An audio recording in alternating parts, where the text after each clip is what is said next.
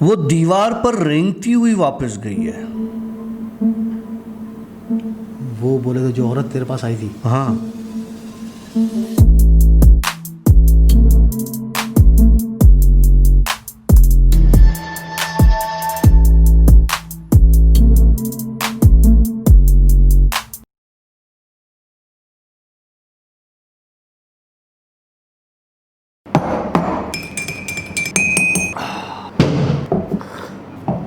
Alright friends, अस्सलाम वालेकुम, welcome to yet another आशुरे व्लॉग्स। और वेडनेसडे अब तो नहीं है यार, वेडनेसडे अब डेली है यार, कब समझेगा तू बाबा।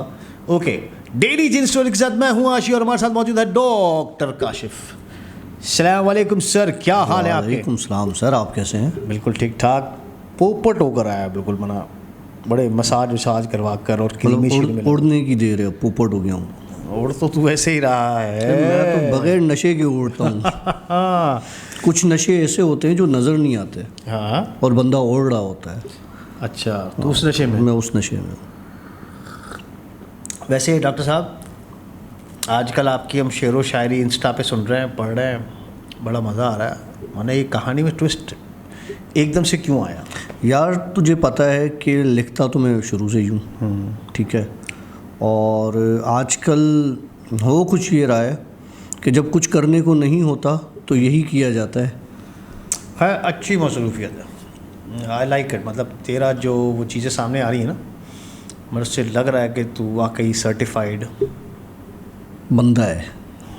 अच्छा, ठीक है, बंदा ही हूँ ना। हाँ डॉक्टर साहब, आज क्या स्टोरी सुनाने जा रहे हो? लेकिन आज देख यार, पिछले हफ्ते वाली स्टोरीज ठीक थी, अच्छी स्टोरी सुना, मर्दाना स्टोरी जो मेरी शान के हिसाब से हो। मतलब मैं अच्छा, जो सुनूं? तेरी सेहत के हिसाब से हो। हाँ, मेरी सेहत को कमज़ोर होता जा रहा है। Thank you very much. अबे तंज कर रहा हूँ भाई। चल स्टोरी बता। स्टोरी बता चल। एक जानवर है जिसका जिस्म इंसानों के जैसा, अच्छा, हाथ पांव गधे के जैसे, ओके चेहरा बकरी के जैसा। ओके, कुछ नाम हाम है उसका? उसको हम घोल कहते हैं। ओके, ये वही घोल है जिसका आपने हमें सिम्टम्स इंस्टा पर दिए थे। बिल्कुल। काशिफ.akh इंस्टाग्राम। लेटेस्ट काशिफ साहब को जो दिमाग में आती है ना, वो इंस्टा पे ठोक देते हैं आजकल। तो ये घोल जो है वो वहाँ से निकला है। घोल बेसिकली वहाँ से नहीं निकला। घोल को देखा मैंने। मतलब ये जानवर वाकई है? ये जानवर नहीं है, इट्स अ जिन, ह्यूमनॉइड जिन। मतलब उसकी बॉडी इंसानों के जैसी, हाथ पैर गधे के जैसे, और चेहरा जो है वो बकरे के जैसा, और उस पर सींग। मैं अपने कैंटीन से लंच के लिए जा रहा था, जब मैं वहाँ से लंच करके वापस आ रहा था कैंटीन से। ओके। थोड़ी देर के लिए मैंने अपनी गाड़ी, जहाँ पर एक एरिया ऐसा आता है जहाँ पे सिर्फ पीछे झाड़ियाँ हैं और उसके बाद पहाड़ है, मैंने वहाँ रोकी थी गाड़ी और मैं गाड़ी के अंदर ही बैठा था। मेरी नज़र उन झाड़ियों में एक चीज़ पर पड़ी। पहले मुझे लगा कि ये मेरा गुमान है, कि या वहम है कि ये ऐसी कोई चीज़ है ही नहीं। लेकिन जब मैंने वहाँ गौर से देखा, ओके, तो एक इंसान का जिस्म था, हाथ पांव उसके गधे की तरह के थे और चेहरा उसका बकरे की तरह था, और उस पर थे सींग। उस सींग किस तरह के थे? बिल्कुल सीधे, लेकिन बकरे के दांत सीधे होते हैं, उसके दांत इर्रेगुलर थे। जब उसने मुझे देख के मुंह खोला था तो बकरे का मुंह एक हद तक इतना खुलता है, वो काफ़ी हद तक खुल रहा था। ओके। मेरी तबीयत में भारीपन आना शुरू हो गया। अच्छा, बड़ी मज़े की बात है, घोल था तो वहाँ क्या कर रहा था? क्योंकि घोल बयाबानों में पाया जाता है, अच्छा। घने जंगलों में पाया जाता है, वीरानों में पाया जाता है, गारों में पाया जाता है। वहाँ क्या कर रहा था? ये बात मुझे समझ में नहीं आई, और मुझे ये भी नहीं पता था कि वो घोल है। ओके। ये मखलूक, ये जिन मैंने अपनी लाइफ में पहली बार देखा। ठीक हो गया। मेरा सर भारी हो गया, तबीयत भारी हो गई मेरी, मेरा किसी से बात करने का दिल नहीं कर रहा था। मैं वापस अपनी ऑफिस आ गया, सोचता रहा कि ये क्या चीज़ है। मैंने गूगल खोला और उस पर फीचर्स डालना शुरू किए, तो वहाँ पर इस तरह की एक चीज़ नज़र आई जिसका नाम घोल था। बहरहाल यहाँ से मैंने उसको बंद किया। मैंने कहा ये तो कंफर्म हो गया, जो चीज़ मैंने देखी है, जो फीचर्स आ रहे हैं वो ये है। मैं शाम को ड्यूटी ऑफ की, घर चला गया। अब घर जाने के बाद एक चीज़, जब आप कोई ऐसी चीज़ देखते हो ना जो आपके समझ से बाहर हो, आपने पहली बार देखी हो और आपको उसका कुछ आइडिया ना हो, तो फिर आपको परेशानी होना शुरू हो जाती है। ठीक है। शाम का वक्त था, कोई मगरिब की अजान हो चुकी थी। मैं अपने बेड पर बैठा हुआ गिटार प्ले कर रहा था, ऐसे ही कोई हल्का फुल्का सा। तो मेरे घर की लाइट चली गई। ओके। लाइट सिर्फ मेरे रूम की गई थी। लाउंज से रोशनी आ रही थी और बाहर गैलरी का दरवाज़ा खोल के देखा तो बाहर लाइट थी। ओके। सिर्फ तेरे रूम में ही? सिर्फ रूम की लाइट चली गई। मैंने जाके कटआउट जो होता है उसको बंद किया और दोबारा ऑन किया तो वो लाइट नहीं आई रूम की। अच्छा। मैंने कहा यार ये अब यहाँ तो कोई फ्यूज़ उड़ गया है या कुछ इशू हो गया है। बहरहाल मैं लाउंज में होके बैठ गया। मैंने कहा अब मैं इसको किसी इलेक्ट्रिशियन को जब तक बुलाता हूँ तो ये काम हो जाएगा। मैंने मोबाइल निकाला कॉल करने के लिए, तो मोबाइल के सिग्नल नहीं थे मेरे पास। अच्छा। मैंने कहा ये अब एक नई मुसीबत है, क्योंकि जब इस तरह की चीज़ होने लगती है तो मुझे साइंस आना शुरू हो जाती हैं। मेरी तबीयत में भारीपन होता है, आज भी मेरी तबीयत में काफ़ी भारीपन है। तो जो है वो साइंस आना शुरू हो जाती है। एक चीज़ आई मेरे पास, उसी रूम में अंधेरे में? नहीं, लाउंज में। ओके। पहले तो हवा चली बड़े ज़ोर की, लाइक जो लिटरली आपको फील हो, झोंका हवा का। वो झोंका हवा का मुझे लाउंज में घूमता हुआ नज़र आया। नज़र मतलब फील हुआ कि ऐसे कोई चीज़ आपके चारों तरफ घूम रही है। जब वो रुकी तो वो मेरे बराबर में सोफ़ा पर थी सोफ़ा पर थी। Okay, take. उसने मुझसे कहा कि तुम क्या ढूंढ रहे हो?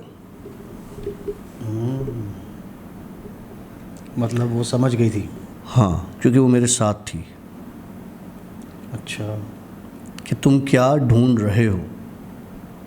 मैंने कहा मैं कुछ नहीं ढूंढ रहा, कमरे की लाइट चली गई है, अगर तू इलेक्ट्रिशियन है तो लाइट ऑन करवा दे। अच्छा, फिर? पहरा कि लगी आज किससे मिलकर आए हो।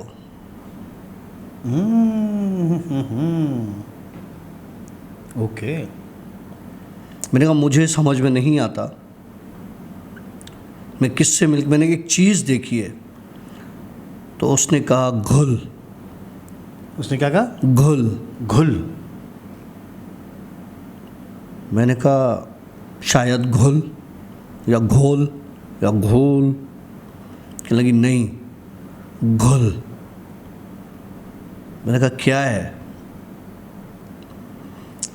कहने लगी कि ये गोश्त खाता है, ये खून पीता है। तो मैंने कहा यार वहाँ इतने लोग हैं, वो किसका गोश्त खाता है, कभी ऐसा कोई इंसिडेंट हुआ नहीं। कहने लगा जिंदाओं का नहीं खाता। Oh my God. मैंने कहा तो। कहने लगा वो पीछे की साइड पे उस तरफ जो कब्रिस्तान है, ये वहाँ का है। तो मैंने कहा तुम मेरे पास क्यों आया भाई, मुझे दिखाने। कहने लगा तू इसके बारे में सोचता था। ओके। याद है मैंने इंस्टा पे पोस्ट लगाई थी घोल की। तो मैं उसके मुताबिक सोचता था। काफ़ी व्यूअर्स ने कहा था कि हमें बताएं। एक और मज़े का किस्सा है उसका घोल का। गोश्त खाता है, खून पीता है, मुर्दाओं का और जानवरों का। लेकिन क्या सिर्फ इतना ही करता है?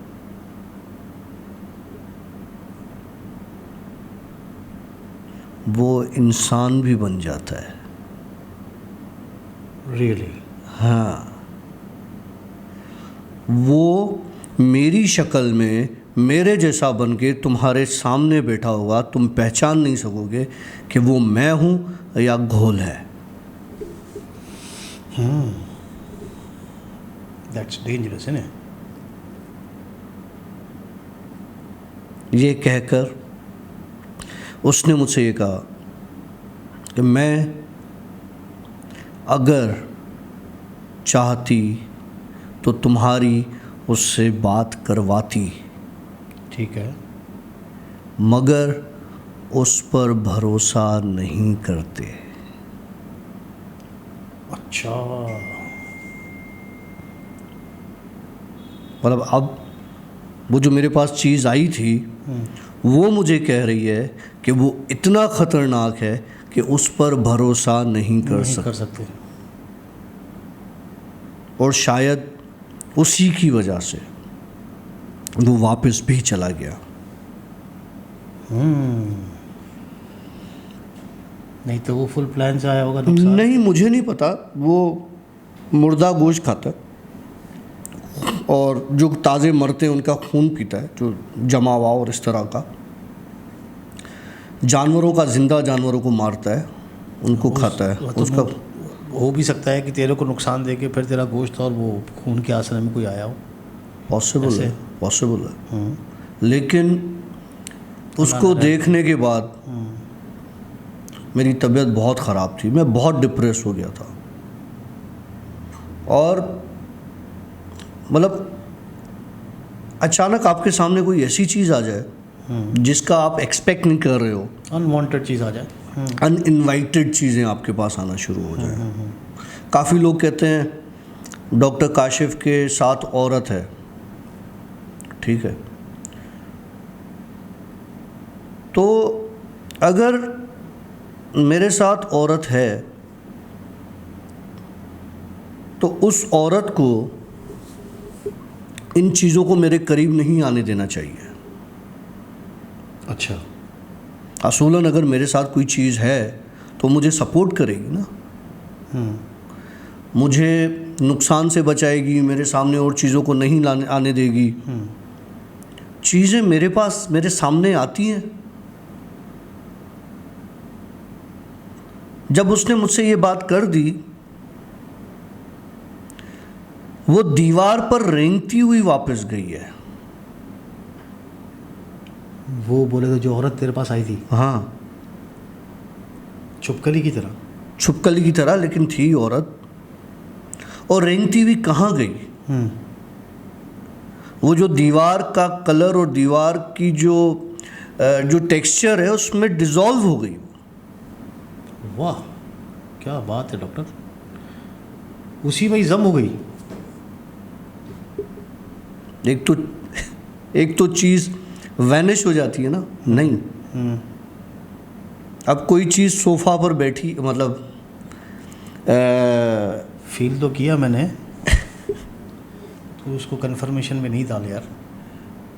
यहाँ पे बहुत सारे लोग बोलना शुरू कर देंगे कि कोई चीज़ हमने भी देखी है बैठते हुए, तो ज़रा कंफर्म कीजिए, क्योंकि मैंने आवाज़ सुनी है बाकायदा। इस जगह से एक आवाज़ आई टक करके, जैसे कोई चीज़ बैठी हो। अच्छा, फिर तो डिज़ोल्व हो गई।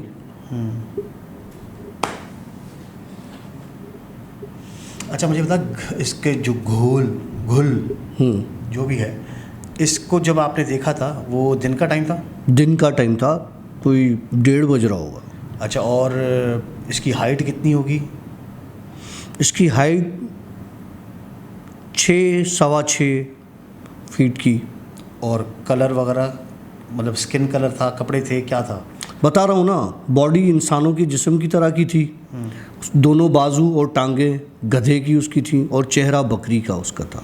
अच्छा, और वो मतलब स्किन जो थी वो कैसी थी? जानवरों की जैसी थी, इंसानों की जैसी थी? जो जिस्म इंसान का होता है वैसा स्किन का कलर था। बाजू गधे के थे, जिस तरह के गधे के कलर के होते हैं। चेहरा बकरे की कलर का ही था, मल्टी कलर था। वो बकरे की तरह होता है, काला सफ़ेद इस तरह से। लेकिन जब उसने मुंह खोला था तो वो काफ़ी बड़ा मुंह था और इरेगुलर दांत थे उसके। तो मतलब घुल जो था वो था मल्टी कलर ही, पैर अलग जा रहे हैं, बॉडी अलग जा रही है, शक्ल अलग जा रही है। वेल, मैंने लिटरली अपनी लाइफ में ये वर्ड फर्स्ट टाइम सुना है। ना घोल ना घुल, ये मैंने नहीं सुने पहले कभी भी।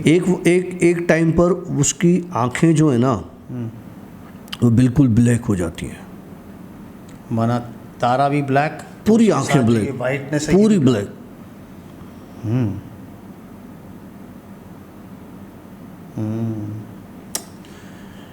वेल, ये थी हमारी आज की स्टोरी।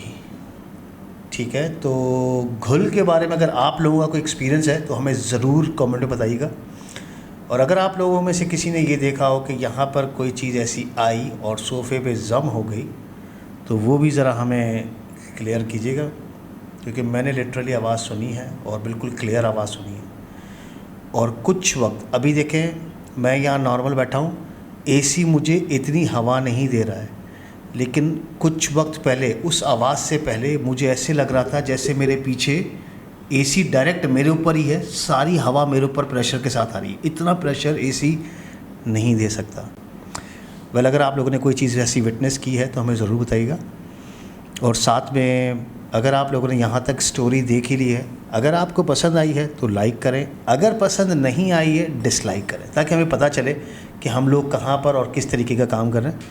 साथ में अगर आप लोगों ने हमारे चैनल को अभी मतलब चैनल ज्वाइन किया है तो हमारे चैनल को सब्सक्राइब कीजिएगा। आपकी इस सब्सक्रिप्शन से हमें बहुत ज़्यादा सपोर्ट मिलेगी। और हमारे इस वीडियो के लिंक को आगे शेयर करें, बनस्बत ये कि आप उसको डाउनलोड करके उस फाइल को आगे दोस्तों तक पहुँचाएँ। बेहतर यह है कि आप इस लिंक को आगे शेयर करें, ताकि हमें थोड़ी ज़्यादा और सपोर्ट हो। और हमें कुछ इक्विपमेंट अभी जिन स्टोरीज़ का लेना है, इंशाल्लाह ताला अगर आप लोग हमें सपोर्ट करेंगे तो वो हमारे लिए आसानी हो जाएगी। हमारे लिए आगे जाके बहुत कुछ करने का इरादा है, और मैं आशी को इस चीज़ पे राज़ी कर रहा हूँ कि आशी अब हम चलेंगे हॉन्टेड प्लेसेस पर इंशाल्लाह। मेरा हमजाद मैं तैयार कर रहा हूँ, उसको वो दिल नहीं बांध रहा है। डॉक्टर काशिफ का हमजाद और मेरा हमजाद वो भी दोस्त हैं। मिलेंगे एक नए व्लॉग के साथ, एक नए पॉडकास्ट के साथ। तब तक के लिए सिया, बाय बाय, अल्लाह हाफिज़। अब कर जुब जुब जुबाक जुब जुब जुबाक।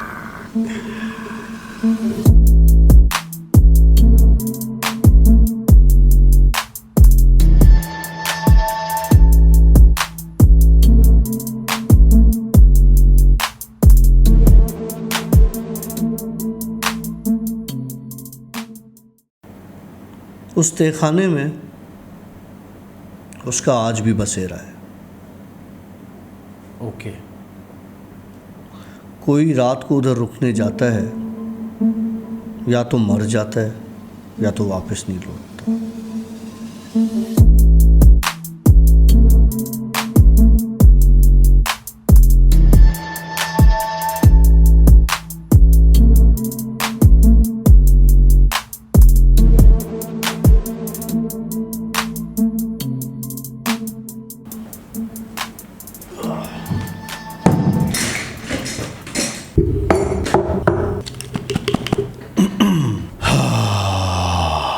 स्टोरी सुनाने से पहले ये मुझ में से इतनी अजीबोगरीब सी आवाज़ें क्यों निकलती हैं? ऑलराइट फ्रेंड्स, अस्सलाम वालेकुम, वेलकम टू येट अनदर आशी डेली व्लॉग्स। और आशी डेली व्लॉग्स में जिन स्टोरीज, डेली जिन स्टोरीज के साथ मैं हूँ आशी, और हमारे साथ हैं the great story teller doctor Kashif. Okay sir, क्या हाल है आपके? अल्हम्दुलिल्लाह, तबीयत ठीक है आपकी? ज़बरदस्त। बड़े ज़बरदस्त शर्ट पहन कर आए हो। कभी भाई के बारे में सोच लिया करो। देखो 3 दिन से मैं एक ही शर्ट में घूम रहा हूँ। देख बदबू आ रही है क्या? सुन, इससे तेरे पे असर नहीं होगा। सही कह रहा इससे बुरा कोई असर हो भी सकता। नहीं सकता। कैसा है डॉक्टर? ज़बरदस्त। सब खैर है? आज क्या सुनाने जा रहे हो?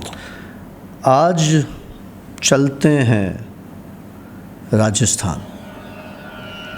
वाह, मेरी ख्वाहिश है यार, चलें। राजस्थान का एक इलाका भानगढ़।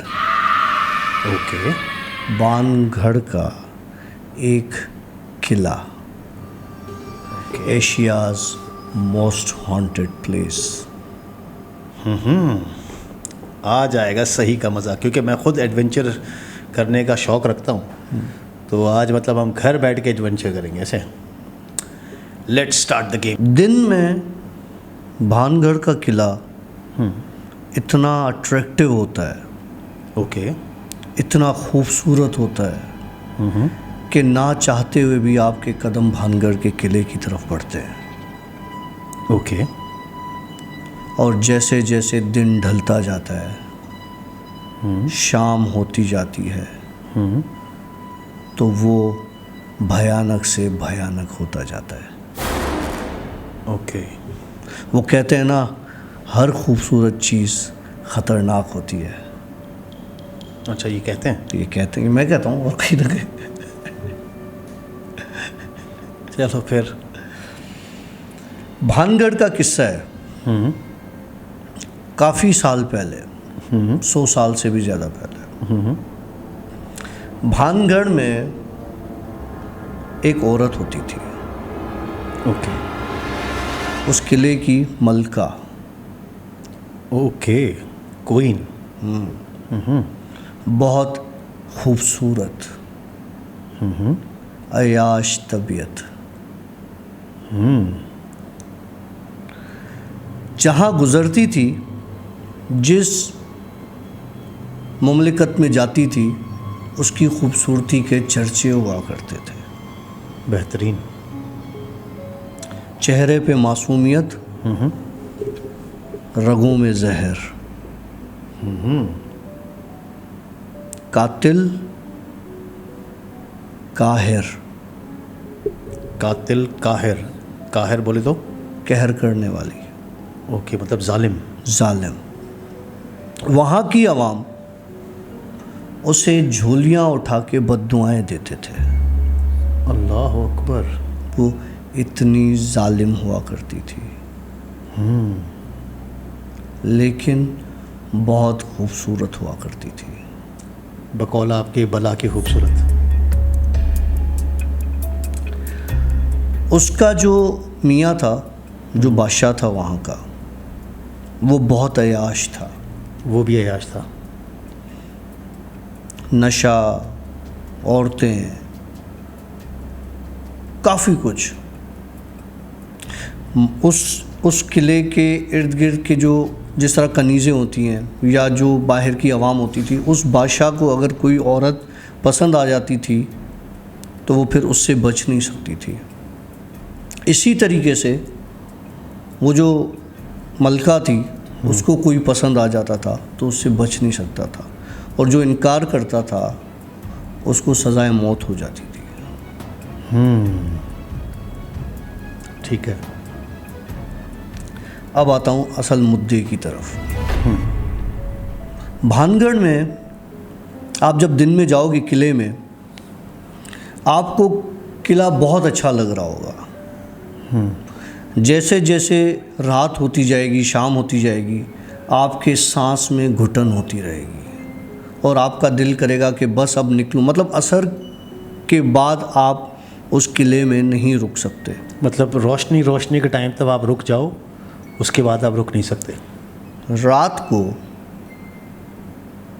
जो भी वहाँ पर रुकता है उसकी डेथ हो जाती है।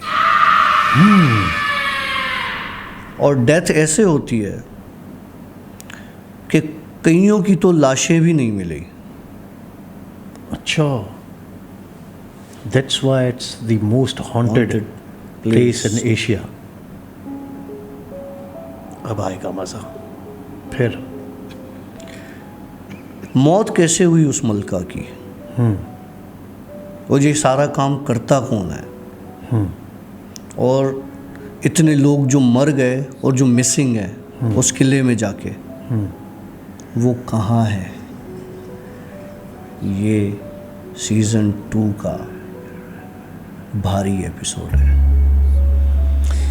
ओके, चल मामा शुरू कर। एक जादूगर हुआ करता था, ठीक है, उसी भानगढ़ वक्त में, उसी वक्त में उसको मलका पसंद आ गई। मलका का जो पसंद आता था उसे हासिल करती थी, जो पसंद नहीं आता था उसकी तरफ देखती भी नहीं थी। मलका थी। और जो मना करता था उसको कत्ल करवा देती थी। अब कत्ल कहाँ करवाती थी? अब मैं तुम्हें एक एक पॉइंट पे आके बताऊंगा। भानगढ़ के उस किले में एक तहखाना बनाया हुआ था। ओके। उस तहखाने में इसने जल्लाद रखे हुए थे। ओके। जो मना करता था उसकी दूसरी बात सुनने के बगैर ही उसका गला उड़ा दिया जाता था तलवार के साथ। अब सर कलम करवा दिया जाता था। मतलब जिसने पहले ही ना बोल दिया तो आगे फोर्स करने की तो ज़रूरत ही पेश नहीं आती थी। मरवा दो। ओके। एक जादूगर का दिल आ गया मलका पे। मलका को जादूगर पसंद नहीं था। मलका जिस तरह से काफ़िला गुज़रता है शहरों से, अपने किले से भानगढ़ शहर का राउंड जिस तरह दौरा किया जाता है, तो अपनी पसंद की चीज़ें ली जाती हैं, पहले ऐसे ही होता था। अपने पूरे काफ़िले के साथ निकली। इतर की शौकीन थी, इतर बहुत पसंद था। जादूगर ने सोचा कि क्यों ना मैं इतर पे जादू करूं, मलका को बेचूं। मलका लगाएगी तो मेरे काबू में आ जाएगी। उसने अपनी तांत्रिक विद्या से उस इतर पे जादू किया कि ये लगेगा जिस पे भी, मलका के जिस हिस्से पे भी लगेगा, मलका लगाएगी तो वो चीज़ मेरे पीछे आएगी। ओके। मलका ने इतर ख़रीदा, इतर खोला, इतर सूंघा। मलका को इतर पसंद नहीं आया। ओके। मलका ने इतर की बोतल को फेंक दिया। जब वो इतर की बोतल को फेंका तो वो जाके एक पत्थर पे टकराया। ठीक हो गया। वो जो तांत्रिक था उसका जादू बहुत पावरफुल हुआ करता था। वो पत्थर उस तांत्रिक की तरफ अट्रैक्ट हुआ और जाके उसके सर पे लगा। अच्छा, मतलब वो जादू मलका की जगह पर पत्थर पे चला। पत्थर पे चला और पत्थर ने अटैक आकर जादूगर पे किया।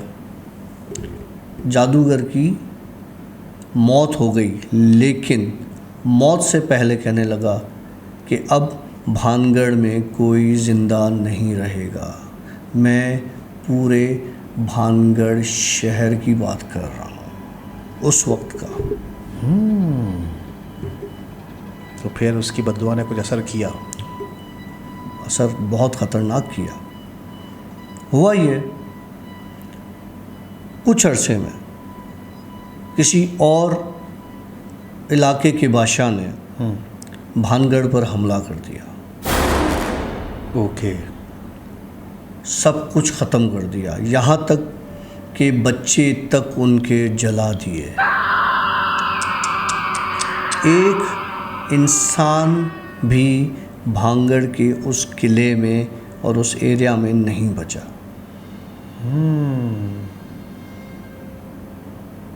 किस्सा अभी शुरू होता है। फिर फौज गई,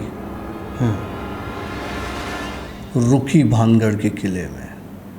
जब फतेह किया, रात को कहीं से खूंखार जानवर आए और उन फौजियों को भी खा दिया।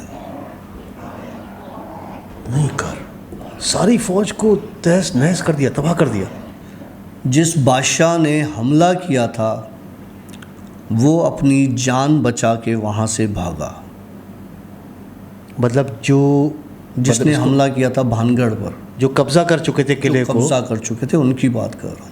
फिर उसका जो बादशाह था, मुझे नहीं पता कि ये किस्सा तारीख़ ने लिखा है या नहीं लिखा, लेकिन ये किस्सा मैं बता रहा हूँ आपको। ये आपने मतलब अपने असर छोड़ दो ना, वो कहीं से भी है। समझ गए होंगे ना। हाँ, फिर उसके बाद क्या होता है? सालों तक भानगढ़ का किला बंद रहता है। एक सरकार उस किले को ख़रीदती है। ख़रीदने से मुराद ये कि जो औकाफ वाले होते हैं, चीज़ों को बनाते हैं, सिक्योर करके रखते हैं। वहाँ की एक टीम भानगढ़ पहुँचती है उसको सिक्योर करने के लिए। लोग भानगढ़ में रात को रुकते हैं। दूसरे दिन भानगढ़ किले के अंदर कोई भी नहीं होता। ओके। सुबह के वक्त जब लोग ढूंढने जाते हैं तो वहाँ पे कुछ नहीं मिलता उनको सिवाय उनके कपड़ों के।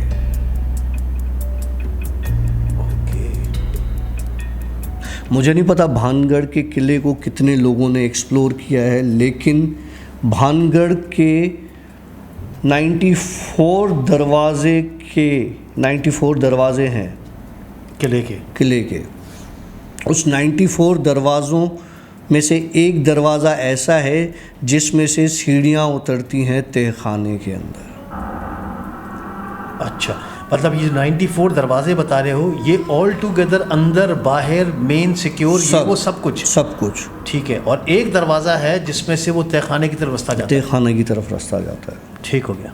तहखाने में लाशें हैं।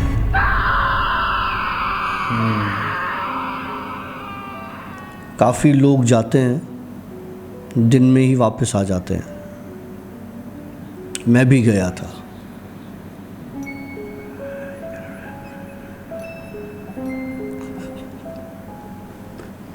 और अभी तो हमें लेके जा रहा है। अब मैं तुम लोगों को लेके जा रहा हूँ। अच्छा ठीक है, फिर क्या हुआ? मैं फिज़िकली नहीं गया था, लेकिन मुझे पता है। ठीक है। वो मलका आज भी वहीं है।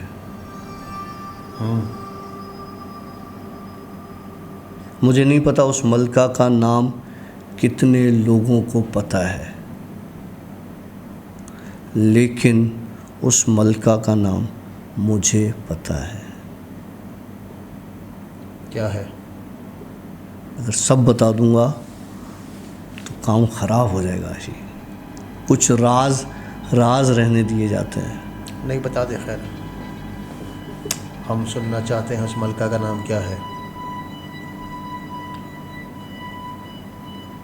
कम ऑन, डर क्यों रहा है? नहीं, डर नहीं रहा मैं, तुझे पता है मैं नहीं डरता। तो फिर बता। सीता। ओके।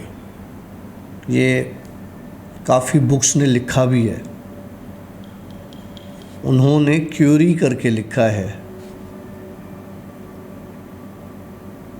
ओके।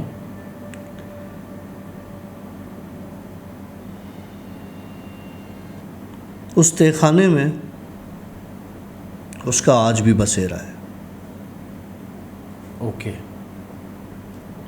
कोई रात को उधर रुकने जाता है या तो मर जाता है या तो वापस नहीं लौटता,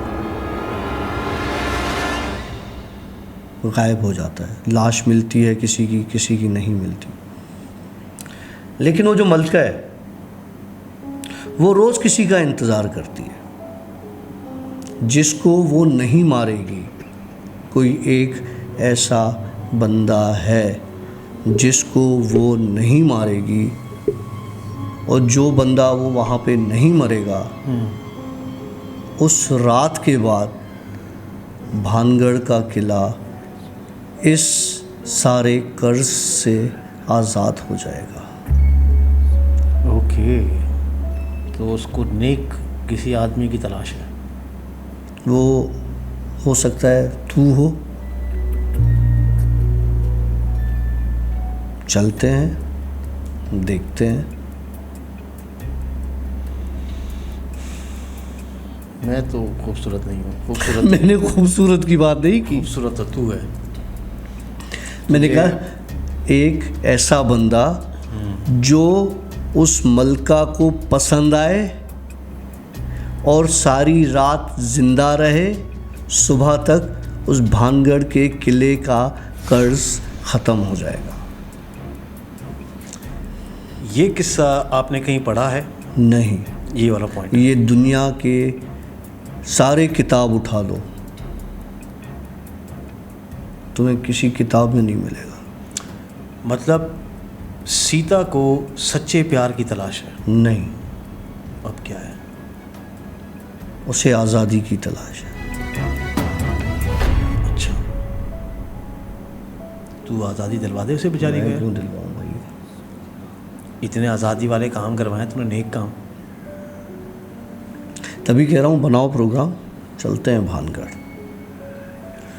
यार आजकल बिजनेस के लगी हुई है फुल टाइम, पैसा है नहीं, तेरे को घूमने की लगी पड़ी है।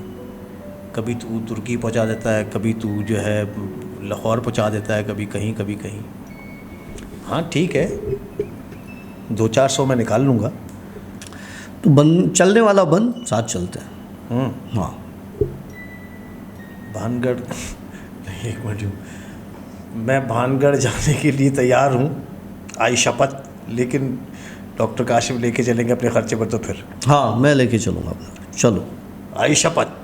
हाथ जो हमारे राजस्थान के दोस्त हैं जो भानगढ़ को एक्सप्लोर करना चाहते हैं, उस किले को एक्सप्लोर करना चाहते हैं, मैं और आशी, मैं अभी ऑन द रिकॉर्ड ये बात कर रहा हूँ कि मैं जाऊँगा वहाँ पर। मैं तेरे साथ चलने के लिए तैयार। आशी को अपने साथ लेके जाऊँगा, मैं वहाँ रात रुकूँगा और सुबह सलामत हम दोनों वापस आएंगे इंशाल्लाह। जब डॉक्टर काशिफ है, मतलब सॉरी, जब जैकी शरीफ है तो सैफ अली खान क्यों डरेगा? सही।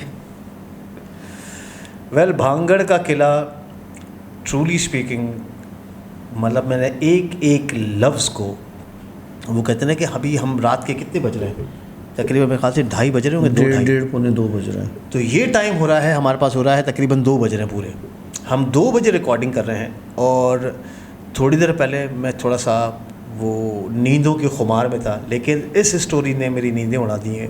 ट्रूली स्पीकिंग बड़ा अच्छा काम किया तूने यार। अब अच्छा काम तब होगा जब हम भानगढ़ जाएंगे। जाएंगे इंशाल्लाह। अपना टाइम आएगा मेरे दोस्त। सब्सक्राइब करो ना, बहुत सारे लाइक्स करो, बहुत सारे व्यूज़ चाहिए हमें यार, बहुत सारा पैसा आएगा फिर हम भानगढ़ आएंगे, इंशाल्लाह ज़रूर आएंगे। और मेरी पूरी कोशिश रहेगी कि भाई देखो, डरने वाला मैं नहीं हूँ, ये भी जानता है कितनी तकलीफ़ें हमने साथ देखी हैं। आशी नहीं डरता। तो ये है कि तकलीफ़ों को बर्दाश्त कर लेंगे, लेकिन ये है कि एक रात की बात है सिर्फ, बस ये आर या पार। नहीं आर पार नहीं, पार है। देखो हम किस नीयत से जाएंगे, मैं अपनी नीयत बता रहा हूँ। मैं एक्सप्लोर करने नहीं जा रहा, मैं आज़ादी दिलवाने जा रहा हूँ। मतलब तो उधर जाके ये बोलेगा कि अगर सीता ने मुड़ के देखा तो मतलब मुझसे प्यार करती है। नहीं, वहाँ प्यार वाला किस्सा नहीं है यार। फिर क्या है? सीता आया वो जो मलका है, मैं सॉरी सीता जी, मैं रिस्पेक्ट के दायरे में आता हूँ। मलका है वो, उसको प्यार की तलाश है? नहीं, उसको सच्चे प्यार। आज़ादी, उसको आज़ादी की तलाश है। तुम्हें पता है उसकी मौत कैसे हुई थी? नो, किसी को नहीं पता। जिस बादशाह ने हमला किया था उसके टुकड़े टुकड़े कर दिए थे। अच्छा। और वो टुकड़े जानवरों को खिला दिए थे।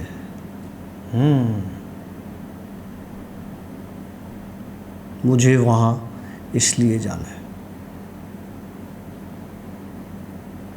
अच्छा, ठीक हो गया, चलना है? चलेंगे बाबा, हम तुझे पता है पीछे हटने वाले नहीं हैं। मैं पहले भी कह चुका हूँ, मैं भागने वालों में से नहीं हूँ। जब भी ऐसी कोई खौफ वाली चीज़ सामने आती है, कोई चीज़ होती है, तो मैं सुन पड़ जाता हूँ। भाग नहीं सकता। भाग नहीं सकता। वो जैसे नहीं कहते कि वो शेर आ जाता है तो कहते हैं कि शेर के सामने आप भागो नहीं, आप स्टिल हो जाओ। तो मेरी कैफियत वही होती है, मैं कोई ऐसी चीज़ ख़तरनाक देखता हूँ तो मैं सुन पड़ जाता हूँ, ना मैं हिलता हूँ, एक्सप्रेशन लेस हो जाता हूँ। तो वो अगली पार्टी मुझे तकलीफ़ ही नहीं देती।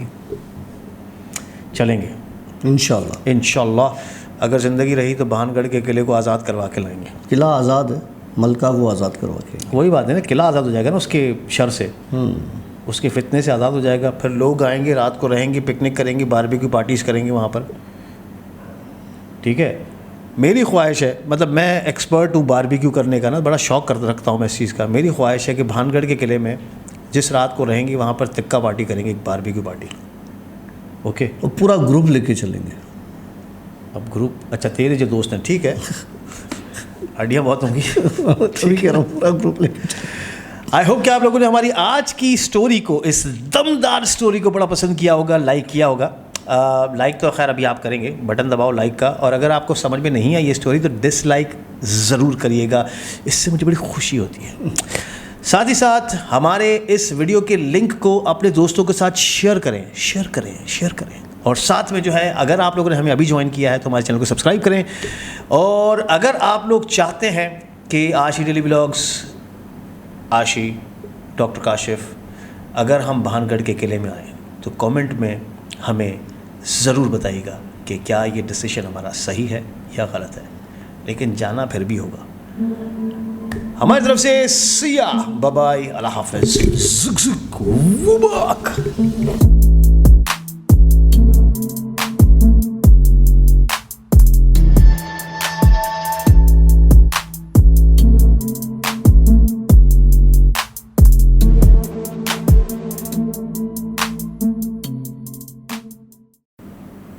उसकी शक्ल, उसकी बॉडी सब हिरन थी, सब हिरन जैसी थी।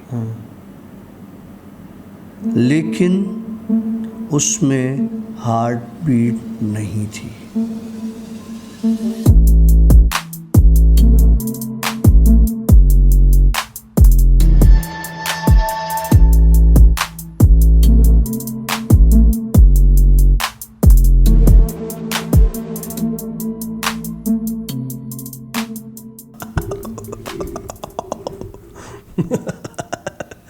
कुछ नहीं, डर नहीं यार, बहुत डर लग रहा है मुझे। बच्चा है, अपना बच्चा है। बहुत डरता हूँ भाई, मैं बहुत डरता हूँ, बहुत डरता हूँ। कोई बात नहीं है डॉक्टर, कोई बात नहीं है, तू हमारे साथ रहेगा तो इंशाल्लाह ताला सब तबीयत तेरी ठीक हो जाएगी एक दिन, इंशाल्लाह। इंशाल्लाह। काम स्टार्ट करें। ओके ऑल राइट फ्रेंड्स, अस्सलाम वालेकुम, वेलकम टू येट अनदर आशी डेली व्लॉग्स और डेली जिन स्टोरीज के साथ मैं हूं आशी और हमारे साथ मौजूद है one and only doctor Kashif. अस्सलाम वालेकुम, कैफ़ हाल? वालेकुम अस्सलाम। All good? ज़बरदस्त। तेरा ब्लड प्रेशर आजकल ऊंचा रह रहा है, क्यों भाई, खैर तो है? यार मेरा ब्लड प्रेशर कभी भी कांस्टेंट नहीं रहता है एक रीडिंग पर। मिसाल के तौर पे 1 मिनट में अगर वो 170 और 118 120 होगा सिस्टोलिक और डायसिस्टोलिक, तो दूसरी रीडिंग में वो 130 90 पर आ जाएगा, फिर तीसरी रीडिंग में वो 110 और 70 पर आ जाएगा। मतलब ये विद इन सेकेंड्स की बात कर रहे हैं? ये सेकंड्स की बात कर रहा हूँ। आपने चेक कर लिया, छोड़ दिया, दोबारा चेक किया, फिर छोड़ दिया, तो ये फ्लक्चुएट होता है। मुझे समझ में नहीं आता ये ऐसा क्यों होता है, लेकिन ऐसा होता है। क्या ये कोई जिन्नाती असर है? अबे हर चीज़ में जिन थोड़ी, मेरे खून में थोड़ी जिन बसते हैं यार। हम तो समझते हैं कि तू है खुद ही एक जिन बना हुआ है भाई। अबे तुझे याद है, ये भी हो सकता है कि मैं तेरे दोस्त का वो हूँ, हमजाद हूँ, करीन हूँ। ट्रूली स्पीकिंग, आप लोग सब यहाँ बैठे हैं, मैं ऑन द रिकॉर्ड ये पहले भी बात कर चुका हूँ, एक बार फिर से कर रहा हूँ बात क्लियर। वो ये कि मैंने इसको एक बार देखा था जब मैं इसके घर पे गया था, वहाँ पे ये मुझे एक्चुअल काशिफ नज़र आया। मतलब समझ में नहीं आ रहा था कि ये वही काशिफ है या वो काशिफ है जो स्टोरी सुनाता है। और जब ये यहाँ पे स्टोरी करने के लिए आता है तो ये कुछ और काशिफ होता है, कुछ गेम है। अब तू भले बता या नहीं बता, लेकिन कुछ गेम है। गेम सिंपल है, सिंपल है। Let's start the game then. और आई होप कि आज की सनसनीखेज स्टोरी जो है वो लोगों को हिला कर रख देगी। वैसे भी हिला देती है, लेकिन मतलब वो थोड़ा सा करंट हल्का होता है, करंट थोड़ा हैवी दे। मतलब आजकल वो किस्से नहीं हो रहे, बहुत स्टोरीज हो गई जिसमें वो लोग कहते थे कि हाय मैंने वो चीज़ देखी, हाय मेरा मोबाइल बंद हो गया, मेरा कंप्यूटर जल गया, मेरा ये हो गया। वो कुछ नहीं हो रहा आजकल। क्यों यार? इतना कुछ करने के बाद लोगों का नुकसान हो जाता है। मैं नहीं चाहता कि नुकसान हो। नुकसान हो, अल्लाह रहम करे, खैर का नुकसान हो, लेकिन एटलीस्ट जो हमारे कॉम्पिटिटर्स हमारी स्टोरीज़ देख रहे हैं तो एटलीस्ट उनको पता चले कि बंदे में दम है। दम तो खैर अब मैंने भी थोड़ा सा पकड़ लिया है। नहीं, तू मेरे साथ होता है तो मुझे डर नहीं लगता है ना? वैसे मैं दोबारा पूछ रहा हूँ तुमसे, ये तुम कमज़ोर क्यों होते जा रहे हो? डॉक्टर काशिफ की स्टोरी सुनते ही ये बदतमीजी करते रहेंगे ये। वेल स्ट्रेट अवे चलते हैं डॉक्टर काशिफ के सनसनीखेज स्टोरीज़ के साथ। और डॉक्टर साहब, कुछ दमदार स्टोरी होनी चाहिए आज की। सही कहा जी, स्टोरी सुना यार। नींद आजकल आराम से आ जाती है, फिर इससे ऐसी स्टोरी का तो ये तो एडिक्शन हो गई है ना तुम्हें नींद आ जाती है, इसका मतलब तुझे एडिक्शन हो गई है जिन स्टोरीज़ की। मुझे वो स्टोरी चाहिए जो मेरी नींदें उड़ा दे। चल ठीक है, खूंखार स्टोरी। तुमने अभी इस घर में 4 कुत्ते रखे हैं। यस। अब तेरी नींदें में उड़ाने लगा हूँ। और 2 छोटे हैं जो हमने उधर पीछे की तरफ रखे हुए हैं हमारे भाई के पोर्शन में, और 2 यहाँ रखे हैं, रॉक्सन और केंजो। ठीक हो गया। ठीक है। तुमने बड़ी मेहनत की उनके लिए अलग कमरा बनाने की छत पर। यस, वो मैंने व्लॉग भी बनाया था उसका, जिसमें तुमने सारे सामान निकाले और ये किया और वो किया, जो भी था। तुम्हें पता नहीं था कि ऊपर स्टूडियो में क्या है? डॉक्टर साहब, थोड़ा सा रिकॉल करते हैं मेमोरीज़ को। उस वक्त में जब हमारा ऊपर स्टूडियो हुआ करता था तो वहाँ पर उस कमरे में चीज़ें हैं, ठीक है, जो अक्सर तंग किया करती हैं, सामान ऊपर नीचे कर देती हैं। इसी वजह से हमने ऊपर किसी भी चीज़ की वो छोड़ दी, हमने आना जाना ना, तो वो अब सुकून से रहते हैं ऊपर। लेकिन उसके बाद हमने उस ही बड़े रूम के बराबर में 2 छोटे कमरे बनवाए, छोटे स्टोर रूम्स, ताकि वो रूम भी किसी को तकलीफ़ ना दे जो वहाँ पे मखलूक रहती है। तो वो जो छोटे कमरे बनाए उसमें हमने सारा हमारा जो ख़ानदानी कचरा था वो सारा हमने उसमें जमा कर दिया। तो अब वो 2 कमरे थे जिसमें से हमने एक स्टोर रूम खाली करके एक स्टोर रूम को बिल्कुल ओके टेक कर दिया, उस पर लोहे की ग्रिल्स लगवा दी ताकि ये दोनों केंजो और रॉक्सेन जो है वो आराम से ऊपर फैमिली लाइफ, प्राइवेसी वाली लाइफ गुजार सकें। जी। तो तुम्हें पता है कि तुम्हारा ये डिसीजन गलत था? Yes, failed. क्यों? वो हुआ यूँ कि एक दिन वो ऊपर बैठे हुए थे, मैं यहाँ पे रिकॉर्डिंग कर रहा था और ये बिल्कुल एग्जैक्टली वो दोनों कमरे जो हैं वो इस रूम के ऊपर है एग्जैक्टली, ठीक है। तो एकदम से जब उन्होंने ऊपर भौंकना शुरू किया तो फिर मैंने, जो हमारे पास लड़का है उसको मैंने बोला कि यार क्यों पानी वानी नहीं दिया, कोई सीन है? तो उसने कहा कि नहीं सर, पानी वानी तो सब ओके टेक है, पंखा वंखा चल रहा है। कह रहा हाँ सर ओके टेक है, यूपीएस पे चल रहा है पंखा। मैंने कहा अच्छा। हुआ यूँ कि मैं ऊपर गया तो रॉक्सेन जो फीमेल डॉग है वो सुकून से बैठी हुई थी, जो मेल डॉग था वो कंटिन्यूस भौंके जा रहा था ना, और बड़े बुरे तरीके से भौंके जा रहा था। फिर मैंने कहा भाई इसको नीचे ले आओ, फिर आखिर नीचे ले आया मैंने को। उस स्टूडियो का किस्सा ये है, उस कमरे का, कि वहाँ पर एक औरत है। वो यहाँ से अलग है? यहाँ से अलग है। अच्छा। तुम्हारे एक गेस्ट आई हुई थी। यस, वो भी शायद हमने किसी स्टोरी बताया ना? बताया है। वो स्टोरी ज़रूर सुनिएगा। अब हमें नहीं पता कि वो कौन सा एपिसोड है। तुमने कुत्ते वहाँ बांधे ऊपर, उनको ये बात अच्छी नहीं लगी, क्योंकि पहले वो वहाँ पर सिर्फ औरत थी और अब पूरा ख़ानदान है। अच्छा। अगर तुम वहाँ से इनको नहीं निकालते तो वो इनको मार देते। ओके। आज मैं जब तुम्हारे घर में घुसा, मेरे आने से पहले रॉक्सेन बहुत बुरी तरीके से बार्क कर रही थी। वो भी एक छोटी सी स्टोरी है, मैं इसको ज़रा बता देता हूँ, क्योंकि उस वक्त मैं खड़ा हुआ था, उसी वक्त उन दोनों रॉक्सेन और केंजो के साथ में खड़ा हुआ था, और उनके बिल्कुल मतलब 5 कदम के फासले पर हमारा गेट आता है जहाँ से लोग अंदर आते हैं। तो वहाँ पर अभी डॉक्टर काशिफ अंदर नहीं आया था, मैं उसी का काशिफ का इंतज़ार कर रहा था। तो एकदम से जो है रॉक्सेन का मुंह गेट की तरफ था और वो कंटिन्यूस भौंके जा रही थी, तो मैंने कहा पता नहीं क्या हो गया इसको भाई। एकदम से मैंने इसको 2-4 चीज़ें मैंने इनको ट्रेन करना शुरू किया। रॉक्सेन सेट स्टे स्टे स्टे, लेकिन उसने कोई मेरा रूल फॉलो नहीं किया। हालांकि केंजो, मैं रॉक्सेन से बात कर रहा हूँ, केंजो मेरे रूल्स फॉलो कर रहा है, वो बैठ भी रहा है और सब चीज़ें। फिर उसके बाद डॉक्टर काशिफ की एंट्री हुई। अब आप बताइए। मेरी एंट्री के बाद रॉक्सेन ठंडी पड़ गई, चुप हो गई। जब मैं रॉक्सेन के पास आया, रॉक्सेन को प्यार व्यार किया।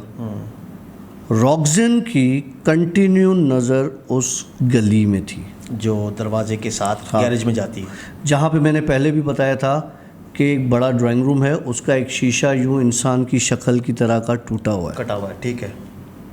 बहरहाल तो रॉक्सेन खामोश हो गई। तुम भी खड़े थे उस वक्त। उसके बाद दोबारा रॉक्सेन ने बार्क करना शुरू कर दिया। ठीक हो गया।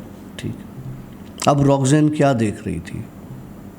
मुझे क्या पता क्या देख रही थी, खाली गली है, गाड़ी आगे खड़ी हुई है और कुछ भी नहीं, गली साफ है।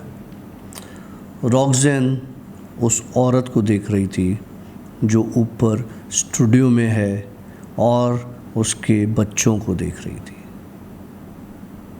वो तो ऊपर है ना? तो क्या नीचे बहुत दूर है क्या आना जाना? ओके चलो फिर।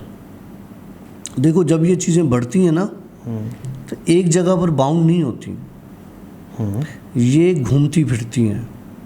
मैंने आपको पहले भी बताया था कि हम जहाँ बैठे हुए हैं वहाँ 2 चीज़ें हैं। ठीक है। ऊपर हमारा जो स्टूडियो है वहाँ पे एक औरत थी, लेकिन अब पूरा ख़ानदान है। ठीक है। और उस ख़ानदान ने आपके ड्राइंग रूम को भी अपना बसेरा बनाया हुआ है। देख अभी तू ज़ातियात पे आ रहा है। नहीं, तू वही बात कर रहा है कि मतलब ये तो डरेगा नहीं। नहीं, तुमने मुझे बोला ना कि मुझे नींदें मेरी हराम करो, तो मैं तुम्हारी नींदें हराम करने लगा हूँ। बातें कर रहा है ये सिर्फ, और कुछ भी नहीं, ऐसा कुछ भी नहीं। चल ठीक है, आगे बोल। बोल ना, हम सुन रहे हैं, कान से सुन रहे तेरी स्टोरी, लोग एंजॉय कर रहे हैं। बस डॉक्टर साहब के किस्से। हाँ, फिर क्या हुआ ड्राइंग रूम में, क्या है बता। ड्राइंग रूम में उनका आना जाना है, उन्हीं चीज़ों का। उन्हीं चीज़ों का आना जाना है। ठीक है। जब मैं घुसा, हाँ। मैंने उस गली में ऊपर वाली औरत को खड़ा हुआ देखा, अच्छा, ठीक हो गया। जो कि बहुत गुस्से में थी। अब किस बात का गुस्सा? हाँ, किस बात? तुमने इनको ऊपर बांधा था, एक दिन के लिए ये ऊपर थे। मुझे तो नहीं पता एक दिन के लिए थे। वहाँ पे इन्होंने गंद भी किया। हाँ बिल्कुल किया। उस गंद ने इनको बहुत परेशान किया है। ओके। और अब इनको ऊपर नहीं लेके जाना। अब अगर तुम्हारे दिमाग में ये है कि मैं इनको दोबारा थोड़ा ट्रेंड हो जाए और ऊपर बांध लें, तो इनको ऊपर नहीं लेके जाना। अच्छा। तुम्हारी दीवार पर, स्टूडियो के ऊपर बच्चे चिपके हुए खड़े थे जब ये औरत नीचे गली में मौजूद थी।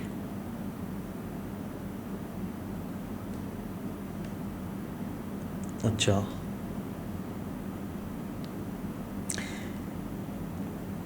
डॉक्टर कहाँ से ले आता है ये बातें यार तू? हाँ सही बात है, कहाँ से ले आता हूँ।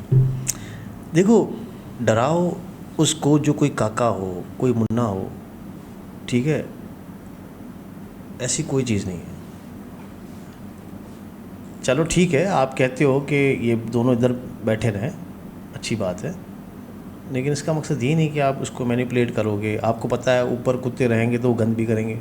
नहीं तो गंद करेंगे तो उनको गंद नहीं पसंद ना, उनको नीचे लाया गया। आप एक दिन से ज़्यादा उनको ऊपर रख नहीं सके। चल आगे कंटिन्यू कर यार। दुख हुआ बहुत, मैंने बड़ा ऊपर खर्चा किया था यार। यार देख, ये दोनों जानदार हैं और अब फैमिली का हिस्सा भी हैं, तो ऑब्वियस सी बात है तकलीफ़ होती है।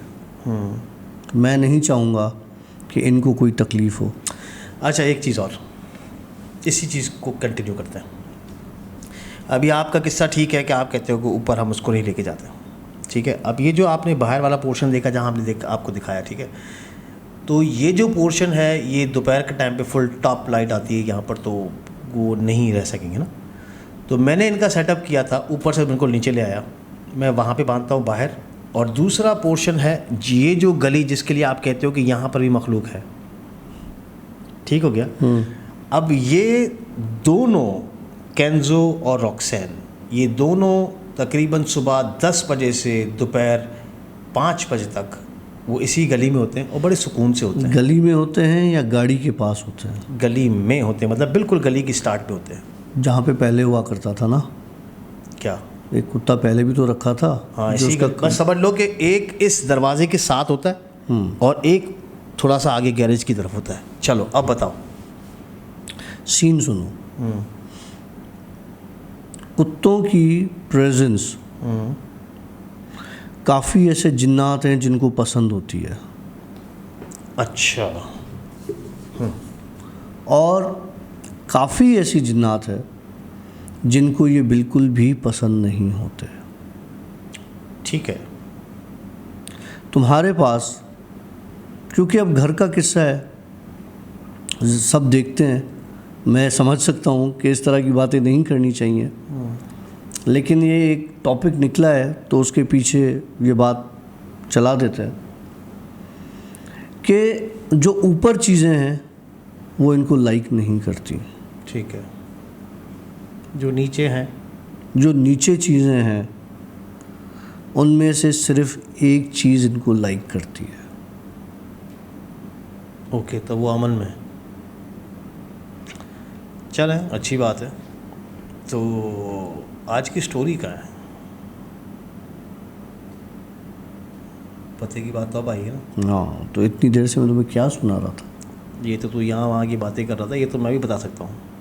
तो बता दे मुझे, और क्या है? तू डॉक्टर काशिफ और तेरा हमजाद, ठीक है, तुम दोनों आपस में जुड़े हुए हो, ठीक है। जब आप स्टोरी करने लगते हो तो आपका हमजाद आपके साथ आपकी हेल्प करता है, ठीक है। लेकिन जब आप स्टोरी नहीं करते हो, अपनी फैमिली के साथ होते हो या जो भी किस्से हैं, उस वक्त आप ओके टेक होते हो, ठीक है। ये एक हुई जेन्युइन बात, आप मानते हो उसको? नहीं। जिस तरह मैंने नहीं माना, इस तरह ये भी नहीं मान रहा है, और इसको कहते हैं खुला तजाद। और इस झगड़े से हमारी पूरी रात इसी स्टोरी को ख़त्म करने में, मतलब ना ख़त्म करने में, जो भी है चलती रहेगी। धमाकेदार स्टोरी फिर भी नहीं आएगी। आप अपनी बात पर डिफेंड करोगे, मैं अपनी बात को डिफेंड करूँगा। चलो, हमारे पास जितने भी व्यूअर्स देख रहे हैं, ये काफ़ी व्यूअर्स हैं, उनसे पूछते हैं क्या कुत्तों का इन चीज़ों के साथ अटैचमेंट है? बल्कि सिर्फ कुत्ते नहीं, तकरीबन हर जानवर का होता है। याद है मैंने एक किस्सा सुनाया था बिल्ली का, कि बिल्ली जो है वो जो जिन्नों का बड़ा शहज़ादा बादशाह था, जब ये दुनिया नहीं बनी थी, तब उसकी बीवी थी, उसको पसंद था बिल्ली का होना। और जब बिल्ली को कोई और मखलूक तंग करती थी तो ये इनका पूरा टोला उसे जंग करता था। तो इसी तरह कुत्तों के लिए भी यही है। डॉक्टर, फिर यहाँ पर एक तजाद आएगा। आज हमारा डिबेट चल रहा है, आज स्टोरी नहीं है। देखो, जिस तरह इंसानों में कुछ जानवर हैं जो इंसान उसे पसंद करते हैं, और कुछ जानवर ऐसे हैं जिसे इंसान पसंद नहीं करते हैं। जिन्नात में भी ऐसा ही है। ठीक हो गया, आप भी मानते हो उस चीज़ हाँ। तो आप जो हमारे व्यूवर हैं, जो अभी हमें देख रहे हैं, आपने उनसे सवाल पूछा कि क्या इस मखलूक को ये कुत्ता पसंद है या नहीं है। ठीक हो गया। इसी तरीके से अगर ये जो मखलूक है, इसके सामने कुछ मखलूक ऐसी भी होगी जो बिल्ली को पसंद करती है, कोई मखलूक पसंद नहीं करती होगी। इसी तरीके मैंने से क्या कहा, हम इंसानों के साथ भी जिन्नात का यही रिलेशन है। हम में से किसी को ये मखलूक पसंद करती है, किसी को कोई हमें पसंद नहीं करती। तो तुम्हें तो पसंद करती है ना, तभी तो तुम्हारे पास इजीली स्टोरीज होती हैं। I love you too. वरना हमारे कितने दोस्त हैं जिन्होंने बड़ी मेरे साथ स्टोरीज करने की कोशिश की है, नहीं कर सके। गाड़ी में आग लग जाती है, बच्चे कुछ भी हो सकता है, लेकिन नहीं कर सके ना। अच्छा, मज़े की बात, और किसी के पास जाके मुझे स्टोरी करने का मज़ा भी नहीं आता। ये बात तो हम पहले भी कर चुके हैं। खैर डॉक्टर साहब, जाते जाते एक स्टोरी सुना दे यार। लोग परेशान है कि आज डिबेट आज खत्म डिबेट हो गई। नहीं, स्टोरी सुनाता हूँ, जानवरों से रिलेटेड स्टोरी सुनाता हूँ। ओके। किस्सा सुनाता हूँ मैं हिरन का। मेरे चाचा ने हिरन मंगवाई। हाँ, थर से। ओके। बच्चा था, उसको घर पे रखा, तो वो शौक है उनको, मोर मंगवाए, हिरन मंगवाए, इस तरह की चीज़ें उन्होंने मंगवाई। हिरन अमूमन कितने अरसे में बड़ी होती है? No idea. ये 2 महीने के अंदर बच्चा जवान हो चुका था हिरन का। 2 महीने में? 2 महीने में। समझ में नहीं आया कि ये इतना जल्दी जवान कैसे हो गया है। ठीक है। मेरा चाचा के घर जाना हुआ, क्योंकि मैं बहुत कम जाता हूँ। जब मैं पहले गया था तो वो मुझे, मेरे कज़न ने बताया था कि लाए हैं, अभी 5-6 दिन का है। 2 महीने के बाद उसने बोला, यार ये इतना बड़ा कैसे हो गया है। मैं उनके घर उसको देखने गया था। आशी, वो हिरन नहीं था। अच्छा। 2 महीने में किसी भी जानवर का बच्चा इतना जल्दी जवान नहीं होता। ठीक है। उसकी शक्ल, उसकी बॉडी सब हिरन थी, सब हिरन जैसी थी, लेकिन उसमें हार्ट बीट नहीं थी। नहीं कर। जी, उसमें दिल नहीं था। मतलब एक चलता फिरता हिरन और उसका हार्ट बीट था ही नहीं। मुझे कैसे पता चला? मैं उसको प्यार करने के लिए गया था, तो जहाँ से वो पल्पेट होता है हार्ट, वहाँ पर मेरा हाथ गया था। ओके।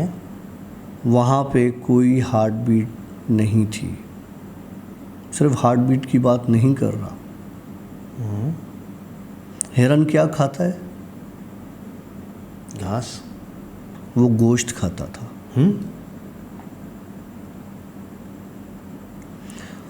मेरा चाचा बताता है कि इसको मैं छीछड़े और इस तरह की चीज़ें बाहर कसाई से लाके देता था, तो ये हिरन खाता था। इसके सामने हम घास रखते थे और चीज़ें रखते थे, ये बिल्कुल नहीं खाता था। ओके। जब ये बात की तब मुझे शक हुआ था कि ये हिरन नहीं है। और रात को ये हिरन को खोल देते थे। पहले पिंजरे में होता था, रात को खोल देते थे। तो मुझे ये समझ में नहीं आता था कि ये रात को ही क्यों खोल देते हैं। क्योंकि मेरे चाचा के कानों में आवाज़ आती थी कि मुझे खोल दो। ओके। पहले तो वो समझे नहीं थे। उसके बाद उन्होंने उसको रात को खोलना शुरू किया, जो कि पूरी रात गायब रहता था खुलने के बाद। ओके। और सुबह वही हिरन अपने पिंजरे में अंदर बंधा हुआ मिलता था, जिसको कोई बांधता भी नहीं था। Okay, take. एक दिन बीमार होने लगा। नाक से और मुंह से उसके झाग आती थी। तो मेरे चाचा ने बोला, यार इसको ज़बह कर देते हैं। वैसे उन्होंने एक डॉक्टर को दिखाया था, उन्होंने बोला नहीं कोई ऐसी वो नहीं है, लेकिन डॉक्टर हैरान था कि उसको भी हार्ट बीट नहीं मिल रही थी उसकी। जब उसको ज़बह किया तो उसमें खून नहीं था, ना हार्ट बीट, ना खून। ना खून। और उसके जो नाक से खून आ रहा था? खून नहीं आ रहा था, झाग आ रही थी। अच्छा, झाग आ रही थी, ठीक है। जब उसको काटा गया, ज़बह किया गया, तो उसमें से खून का एक कतरा भी नहीं निकला। सिर्फ जिस तरह सर्फ की झाग होती है उस तरह की झाग निकल रही थी। उन्होंने उस हिरन को जाके दफना दिया कि अब इसका हमने क्या करना है। हिरन को जाके दफना दिया। रात को वो हिरन मेरे चाचा के कमरे में मौजूद थी। नहीं कर। जी।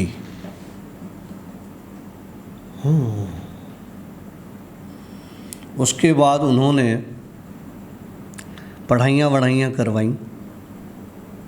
जब तक वो पढ़ाइयाँ पूरी नहीं हुई, रोज़ रात को हिरन उनके घर पे आता था, जबकि वो उसको ज़िबा कर चुके थे। ज़िबा करके फिर दफना भी चुके थे। तो ये जो कुत्ते की और ये सारी डिस्कशन थी ना, वो इस किस्से की वजह से थी।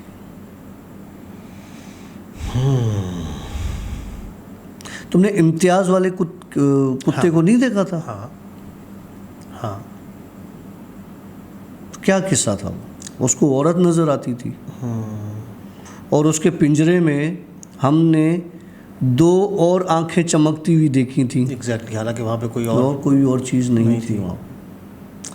वो भी हमारी एक स्टोरी है। अगेन मैं फिर से ये कहूँगा कि अगर आप लोग हमारी सीक्वेंस में स्टोरीज़ देखेंगे तो आप लोगों को सब चीज़ समझती भी आएगी। आप मतलब ऐसे ना कि जैसे आपने एक ड्रामा देखा है, आप उसको सीरीज़ में देखते हुए आ रहे हैं तो आपको सारे पिछले पार्ट समझ में आएंगे। लेकिन अगर आपने एक ड्रामा देखा है टोटो में, तो आप सबसे पूछते फिरोगे ये क्या, इसका क्या मकसद हुआ। तो बेहतर है कि आप सीक्वेंस में आइए।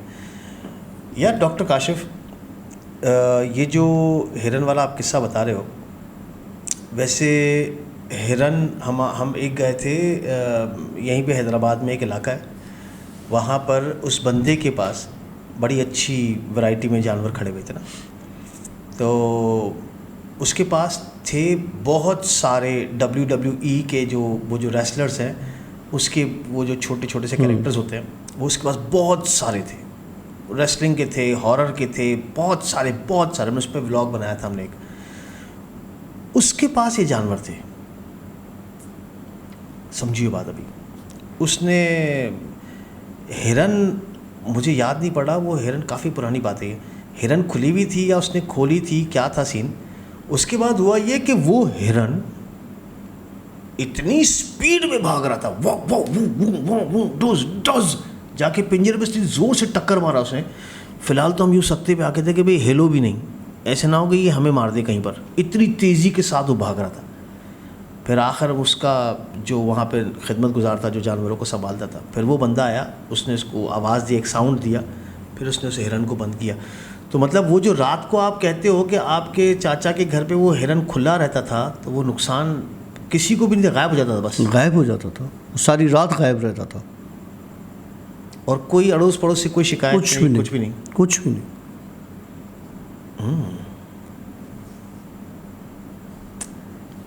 तो ये था एक और सनसनीखेज हिरन का किस्सा। वेल आई होप कि आप लोगों ने हमारी आज की डिबेट को, स्टोरी तो आज नहीं थी, आज डिबेट था। नहीं, स्टोरी एक सुना दी ना। हाँ, स्टोरी डॉक्टर साहब ने सुना दी।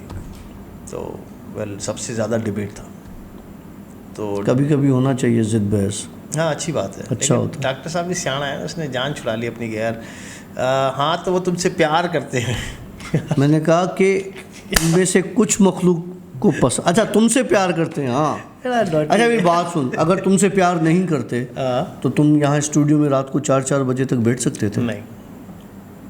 जो यहाँ पे इंसिडेंट्स हुए हैं, अगर तू अकेला बैठा हुआ हो और वो करने को चाहें, बिल्कुल, तो क्या तुम्हें बैठने देंगे? मैं आपको एक छोटा सा लुकमा देता हूँ स्टोरी एंड करने से पहले।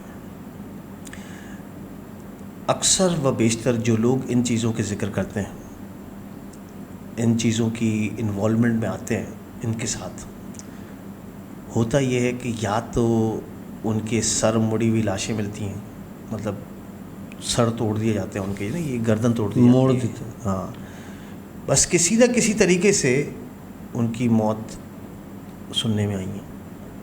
तो सीधे हाथ से मेरी खारिश हो रही है, तो कहते हैं कि इससे पैसा बहुत ज़्यादा आएगा। तावीज़ तो नहीं मिल गया तुम्हें? तावीज़ तो स्टोरी में था। वेल आज की स्टोरी, डिबेट में मज़ा आया, स्टोरी में मज़ा आया। Thank you very much doctor, ये बहुत बड़ी स्टोरी हमने की है और आई होप कि आप लोगों ने इस चीज़ को एंजॉय किया होगा। अब मिलेंगे इंशाल्लाह एक कल वाली नई स्टोरी के साथ, और आई होप कि आप लोग एंजॉय कर रहे होंगे। अगर आप लोगों ने इस वीडियो को लाइक किया है, मतलब एंजॉय किया है, तो एक लाइक का बटन दबा दीजिएगा। अगर आपने एंजॉय नहीं किया तो डिसलाइक ज़रूर करते हुए जाइएगा। साथ में कमेंट्स दबा के करें, और हमारे इस चैनल को अगर आप अभी ज्वाइन कर रहे हैं तो सब्सक्राइब ज़रूर कर लीजिएगा। इसी के साथ ही मुझे और डॉक्टर काशिफ को दीजिएगा इजाज़त। मिलेंगे एक नए ब्लॉग के साथ, एक नए पॉडकास्ट का। तब तक के लिए सिया, बाय बाय, अल्लाह हाफ़िज़। 1 मिनट, गुड।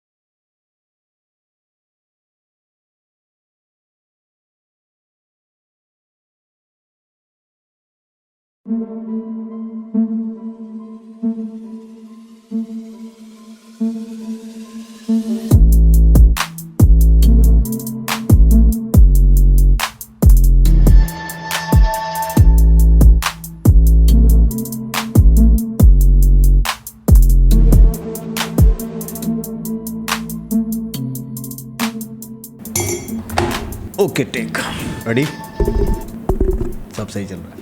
ऑलराइट फ्रेंड्स, अस्सलाम वालेकुम, welcome to yet another Ashi Devi vlogs और आशी डेवी व्लॉग्स की डेली जिन स्टोरीज के साथ मैं हूं आशी और हमारे खतरनाक डॉक्टर काशिफ। डॉक्टर साहब क्या हाल है आपके? ज़बरदस्त। तबीयत ठीक है आपकी? अल्हम्दुलिल्लाह। आपकी जो पिछली स्टोरी आपने सुनाई थी भांगड़, अल्हम्दुलिल्लाह उसके बड़ी कमाल व्यूज़ आए हैं, लोगों ने बड़ा उसको पसंद किया है और उसके लिए आपके लिए आपके लिए इसके पीछे एक राज है, ये हम आपको फिर कभी सुनाएंगे। वेल डॉक्टर साहब, अल्हम्दुलिल्लाह वो स्टोरी बहुत अच्छी चली है और हमें इंडिया से बहुत सारे दोस्त बोल रहे हैं कि प्लीज़ हमारे और भी जो हॉन्टेड प्लेसेस हैं उनके बारे में बताइए। तो जब भी आपको इल्हाम हो, मतलब आपको ऊपर से कोई नोटिस आए, तब आप हमें बताइएगा। लेकिन आज क्या सुनाने जा रहे हो? Story of a story teller, कहानीकार की कहानी। जो कहानी लिखता है, जो कहानी लिखता है या जो कहानी नरेट करता है उसकी कहानी, ओके। डॉक्टर काशिफ की कहानी। आहा, अब आएगा ना मज़ा। क्या सुना रहा है बाबू? चल। कहानी लिखना, कहानी को नरेट करना, कहानी में ढल जाना, कहानी को अपने ऊपर हावी करना, कहानी के कैरेक्टर्स में अपने आप को ढूंढना या अपने आप को उन कैरेक्टर्स में खो देना, ये कहानीकार का काम होता है। ओके। अफसाना निगार होते हैं, अफसाने लिखते हैं, वो कैरेक्टर में घुल जाते हैं। ठीक हो गया। तो जो एक्टर होता है वो अपने कैरेक्टर में इतना इन्वॉल्व हो जाता है कि जब हम उसका कोई ड्रामा या उसका कोई प्रोग्राम देखते हैं तो हमें लग रहा होता है कि यार ये वही बंदा है और इसके साथ रियल में ऐसा हो रहा है। ठीक है। एक कहानी सुनाने वाला था, नरेटर, जिस तरह से मैं सुनाता हूँ। मैंने क्यों कहा कि कहानी सुना रहा हूँ मैं अपनी, डॉक्टर काशिफ की? उसका ये मकसद नहीं था कि मैं अपनी कहानी सुना रहा हूँ। मेरी तरह का ही एक नरेटर था,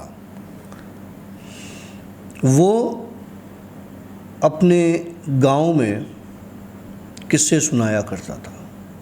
गांव में होता क्या है, मगरिब के बाद चारपाइयाँ लगती हैं, महफिलें लगती हैं, कचहरियाँ होती हैं, आपस में पंचायत बैठती है। पंचायत तो फैसलों के लिए बैठती है, लेकिन आपस में आप बॉनफायर करके, आग जला के सर्दियों में बैठते हैं। अभी भी ये गांव गोठों में ये रिवाज है, 10-20 लोग इकट्ठे होकर बैठते। तो उनमें से कोई एक ऐसा होता है जो कहानियाँ किससे सुनाता है, कोई शायरी सुनाता है। तो ये इस तरह की अलग अलग वो होती है। तो ये किस्सा सुना रहा हूँ मैं आपको एक कहानी सुनाने वाले का। ठीक हो गया। वो गांव में दोपहर में, दिन में बच्चों को कहानियाँ सुनाता था, रात में वो बड़ों के साथ मिलके किस्से करता था। ठीक हो गया। बड़ी पुरइस्रार शख्सियत थी वो। ओके। वहाँ गांव के लोग उसे खोजी बाबा के नाम से जानते थे। ओके। खोजी बाबा क्यों? खोजी बाबा इसलिए कि वो चीज़ों की खोज लगा के उनके एंड तक पहुंचता था और फिर वो किस्सा सुनाता था।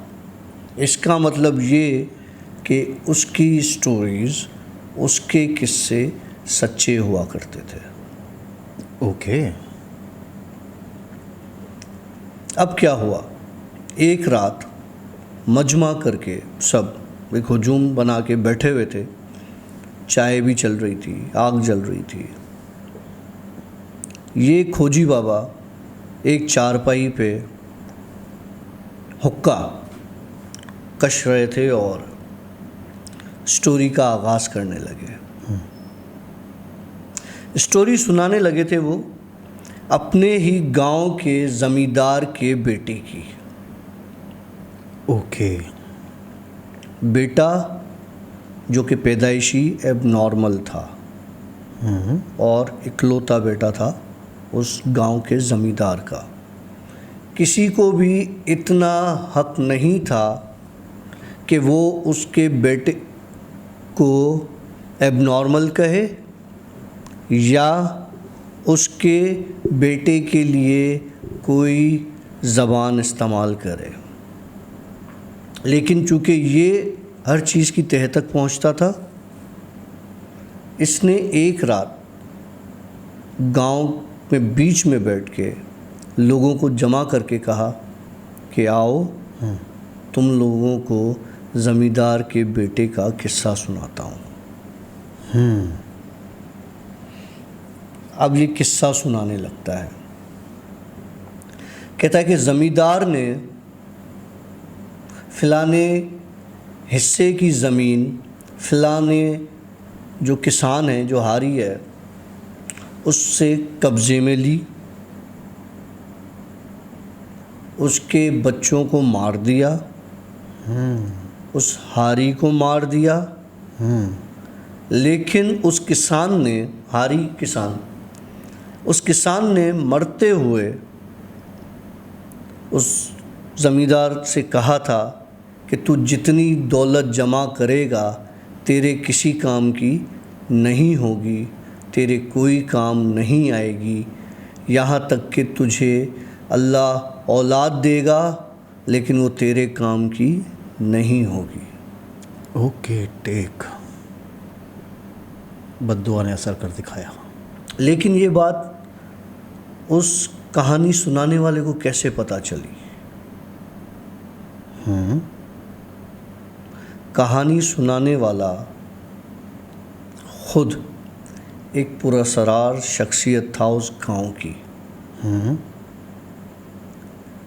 उसे कुछ चीज़ें आके सारा मामला बयान करती थी और वो रात को बैठ के उनके किस्से सुनाया करता था। ओके, ये तो काफ़ी मैच कर रही है स्टोरी।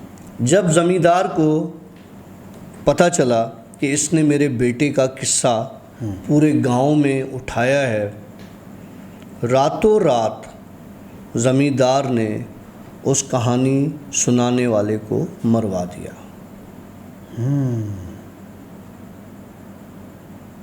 लेकिन उसकी लाश कहीं नहीं मिली। अच्छा।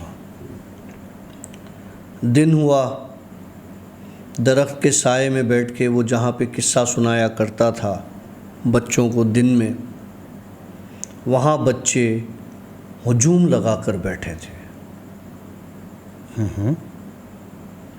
काफ़ी देर खामोश बैठे रहे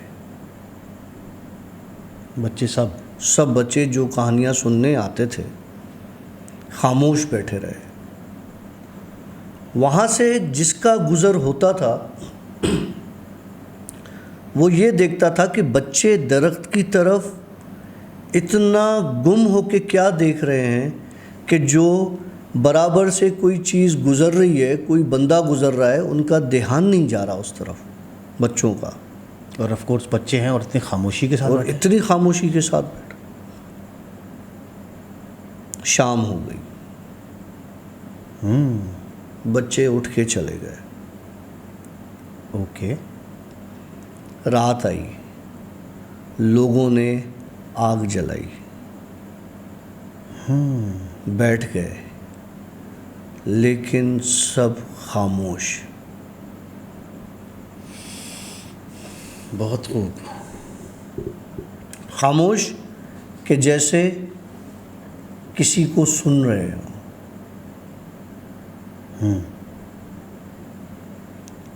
रात ढल गई, सुबह निकल आई। दूसरे दिन दोबारा उसी तरीके से बच्चे उस दरख्त के पास बैठे हुए, खामोश, और ये सिलसिला चलता रहा। ओके। 1 हफ्ता 10 दिन। अब ज़मींदार के जो वो होते हैं, कमदार होते हैं, जो हम जिसे वो भी कहते हैं, सेक्रेटरी समझ लो, असिस्टेंट समझ लो, उसने जब देखा कि इसका बच्चा दरख्त के नीचे बैठा है और बच्चों के साथ, ये क्या कर रहा है, इसने अपने बच्चे को आवाज़ दी।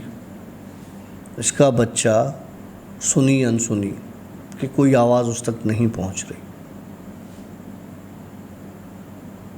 वो दिन गुज़र गया, इसने अपने बच्चे को उठाया, बच्चा सकते में घर चला गया। अब इसने गांव में ये बात करना शुरू की कि ये जो है बच्चे दिन में दरख्त के पास बैठ जाते हैं, रात में ये लोग हुजूम करके आग के पास बैठ जाते हैं, क्योंकि उस ज़मींदार के उस असिस्टेंट को पता था कि ज़मींदार ने स्टोरी टेलर को मरवा दिया है और वो किसी के सामने ये बात कर भी नहीं सकता था। उसने रात को अपने बेटे से पूछा कि दरख्त के नीचे तुम लोग क्यों बैठते हो? तो उसके बेटे ने बोला, खोजी बाबा कहानी सुनाते हैं। ओके। अब रात हुई। रात होने के बाद जब वो दोबारा मजमा जमा हुआ आग के पास, तो ये असिस्टेंट भी वहाँ जाके बैठ गया, मजमे के साथ बैठ गया। जब उसने बैठा तो देखा तो खोजी बाबा सबको कहानी सुना रहे हैं। ओके। और गांव वाले उसकी कहानी में इतना ही मगन कि उनको एहसास नहीं कि ये बंदा मरा भी है या ज़िंदा है। हाँ, मतलब बच्चों को और गांव वालों को ये इल्म ही नहीं था कि ये बंदा मर चुका। जी हाँ, ओके। लेकिन उसके असिस्टेंट को पता था ज़मींदार के कि हमने इसको मरवा दिया, ज़मींदार साहब ने मरवा दिया। ठीक है। ये भागा सुबह ज़मींदार के पास कि ये चक्कर है, क्या किया जाए। इन्होंने क्या किया, ज़मींदार ने बोला या तू पागल हो गया है या मैं पागल हूँ। बोला नहीं, मैंने अपनी आँखों से उसको कहानी सुनाते हुए देखा है। उसने बोला ठीक है, हमने उसको जहाँ मार के दफनाया है जाके उस जगह पे देखो। जाते हैं, वैसी कब्र होती है, ज़मीन पक्की कर दी। खोदते हैं तो खोजी बाबा की लाश नहीं होती।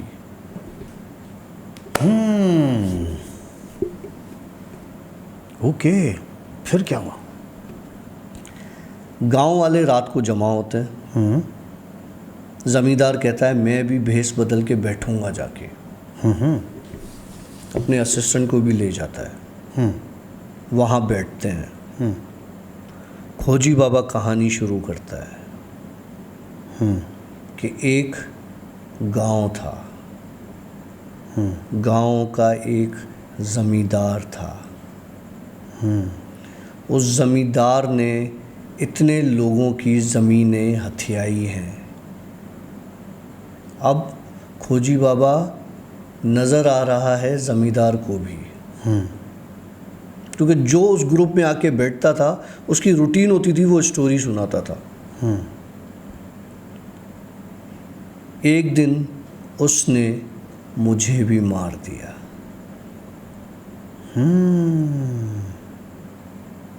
तो वहाँ पे जितना हुजूम बैठा था वो सब चौंक गए और उसने इशारा किया कि मुझे जिसने मारा वो तुम लोगों के बीच में इन कपड़ों में, इस चादर में बैठा हुआ है, भेस बदल कर। जब वहाँ के किसानों ने देखा, क्योंकि वो ज़मींदार था, एक बड़ी पावर थी उसकी, सब हाथ वाथ जोड़ के हट गए। स्टोरी टेलर जो था उसने देखा कि मैंने इस गांव को, इन गांव के बच्चों को इतना कुछ सिखाया, इतना कुछ सुनाया, और जब मैं अपनी मौत की खबर सुना रहा हूँ तो इनको असर नहीं हो रहा। तो फिर उसने अपना रंग दिखाना शुरू किया। अच्छा। रोज़ एक बच्चा दरख्त के पास से गायब हो जाता था। ओहो। करते करते गांव के सारे बच्चे गायब हो गए। ओहो। अब रह गए बड़े, और किसी के पास इसका कोई इलाज न था। ये जिस तरीके से बच्चों को गायब करके मारता था, ये रात को हुजूम में बैठ के उसका किस्सा सुनाता था। ओहो। और लोग बैठ के सुनते थे। उस वक्त गांव के लोग अपने हवास में नहीं होते थे जब इसके कहानी सुनाने का वक्त आता था।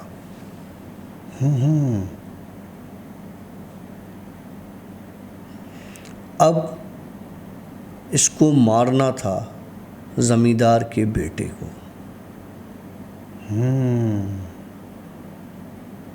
ये ज़मींदार के हवेली गया। इसका जो एबनॉर्मल बेटा था वो एबनॉर्मल नहीं था उस वक्त।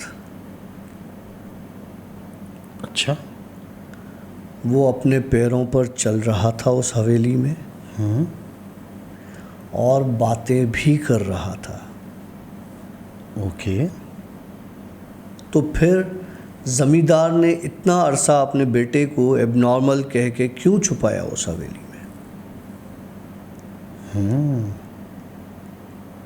क्योंकि वो ज़मींदार का अपना खून नहीं था। अच्छा। ज़मींदार की बीवी पर एक जिन आशिक था जिसकी वो औलाद था। ओए होए होए होए होए। जमींदार का बेटा जिन की औलाद निकला। और जब स्टोरी टेलर वहाँ पहुँचा तो वो देखता है वो ज़मीन पर सही सलामत चल रहा है, बात कर रहा है, लेकिन जब इसे देखता है तो उसकी शक्ल और स्टोरी टेलर की शक्ल बिल्कुल बदल जाती है और दीवारों में चिपट जाते हैं। दीवारों में चिपक जाते हैं? हाँ, दोनों। क्योंकि ये उसको मारने के लिए आया हुआ होता है और वो इंसान तो था नहीं।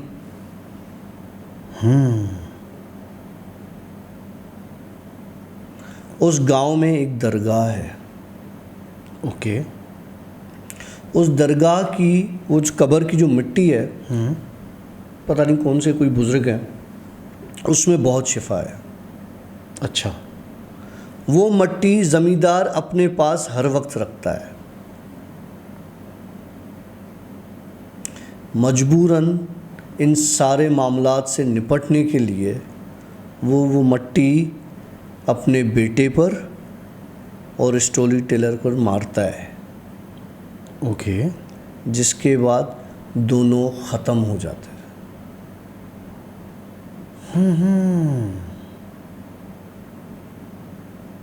जीत किसकी हुई? जिसने बद्दुआ दी। बुराई की। बुराई की कैसे जीत हुई? ज़मींदार बुरा था तो दोनों को ख़त्म किसने किया? लेकिन आप देखो ना, ज़मींदार को बद्दुआ दी किसान ने कि तू जो कमाएगा, जो लगाएगा, वो तेरे किसी काम का नहीं आएगा। ठीक है, तू ज़मीनें भले हथिया ले। ठीक हो गया। बद्दुआ तो अपनी जगह पर रही ना। बद्दुआ रही, लेकिन ज़मींदार बुरा था। ज़मींदार ने दोनों को ख़त्म किया, खुद बचा रहा। खुद बचा रहा। जीत किसकी हुई? ज़मींदार की, ज़मींदार की, बुराई की। ठीक है, लेकिन ये कहानी का एक रुख है। ओके, अभी दूसरा रुख बाकी है। कहानी का दूसरा रुख बाकी है। जब ज़मींदार इतना ही बुरा था,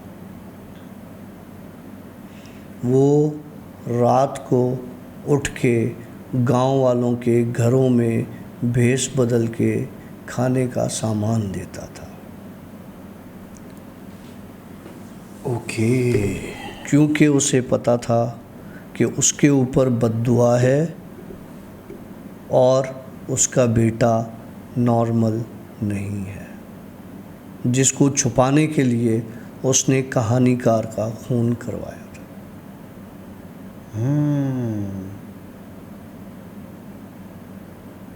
तो उसकी वो नेकी उसे बचा के ले गई। इसलिए कहते हैं नेकी इतनी सी भी हो आपके तराजू में बहुत भारी होती है।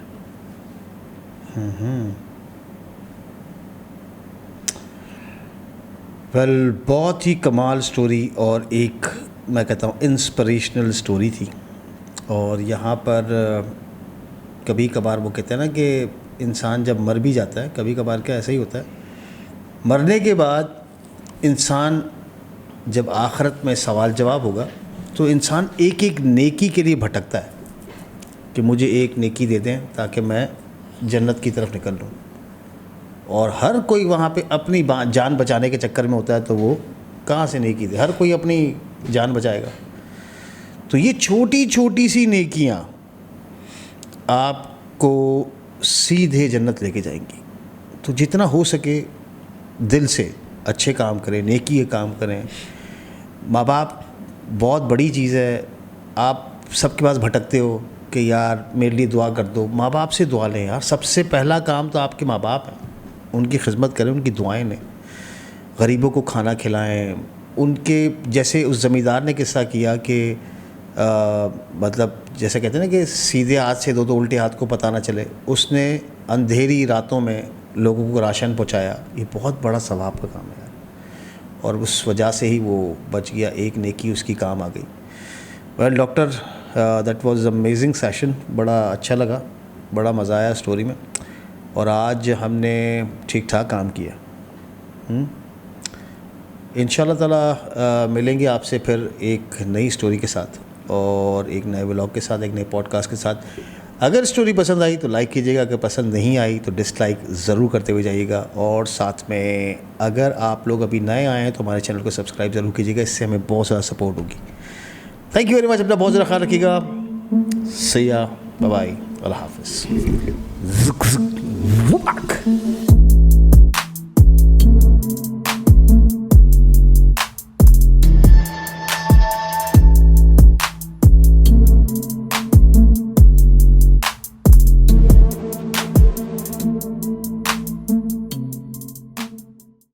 जब शीशा नीचे था, ये उस घूंघट के अंदर उस दुल्हन को देखने गया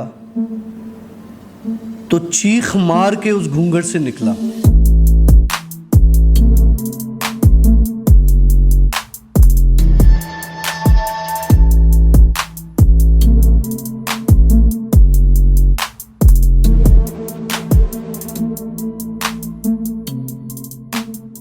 सिविक सेंटर की डायल।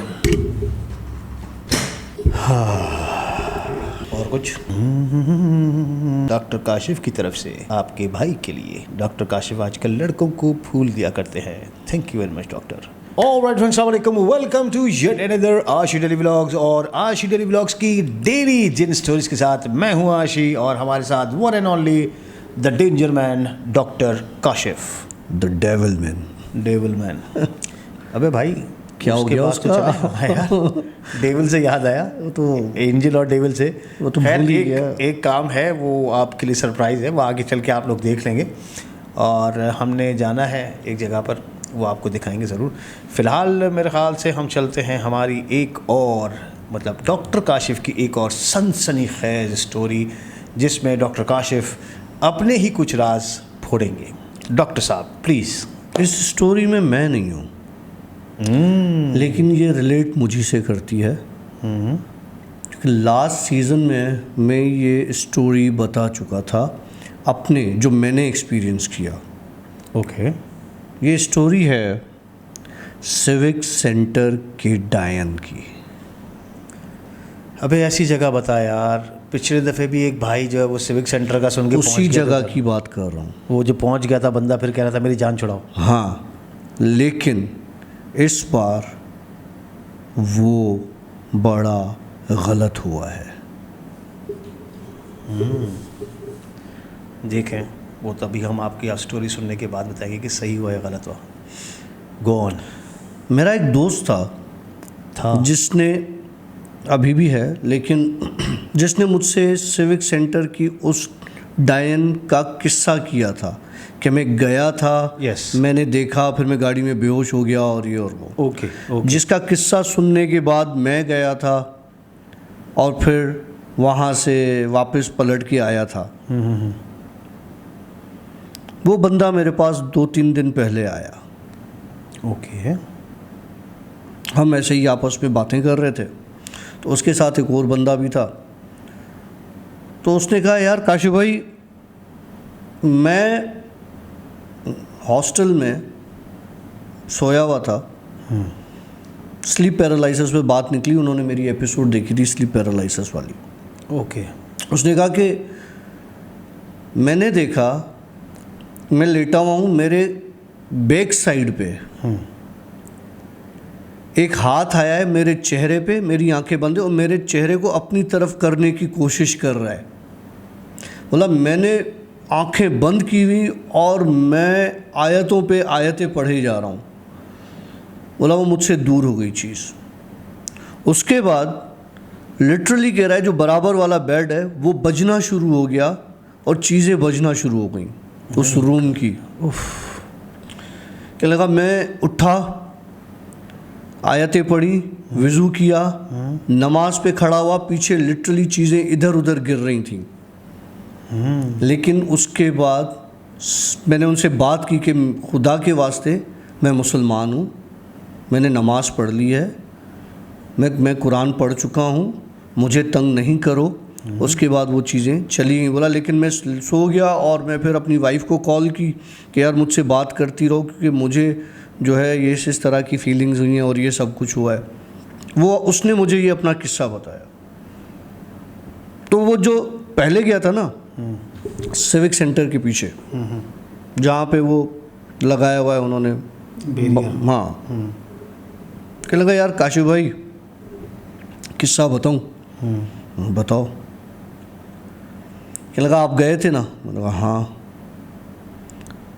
कहने लगा मेरा कज़न, उसको शौक हुआ कि मैं जाऊं। वो रात को वहाँ चला गया, उसी सिविक सेंटर की गली हॉन्टेड गली में। उसने आपका किस्सा सुना था कि बहुत खूबसूरत है और उसकी नीयत ख़राब थी।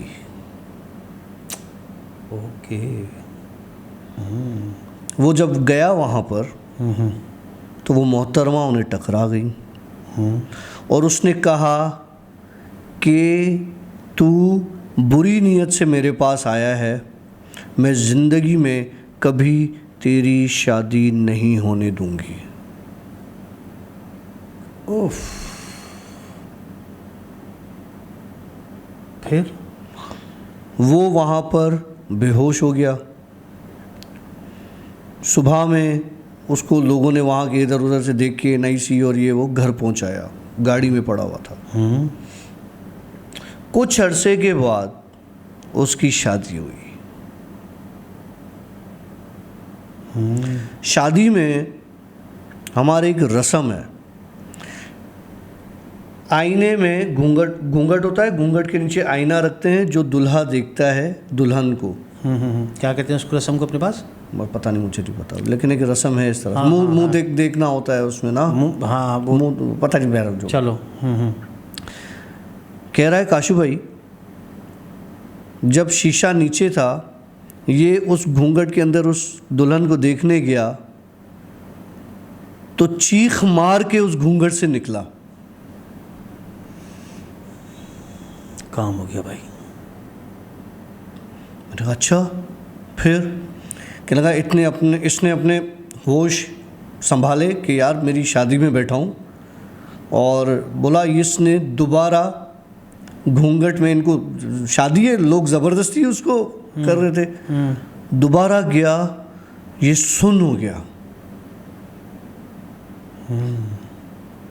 कह रहा 3 बार इसने उसका चेहरा देखा, लेकिन उसके बाद इस पर खामोशी तारी हो गई।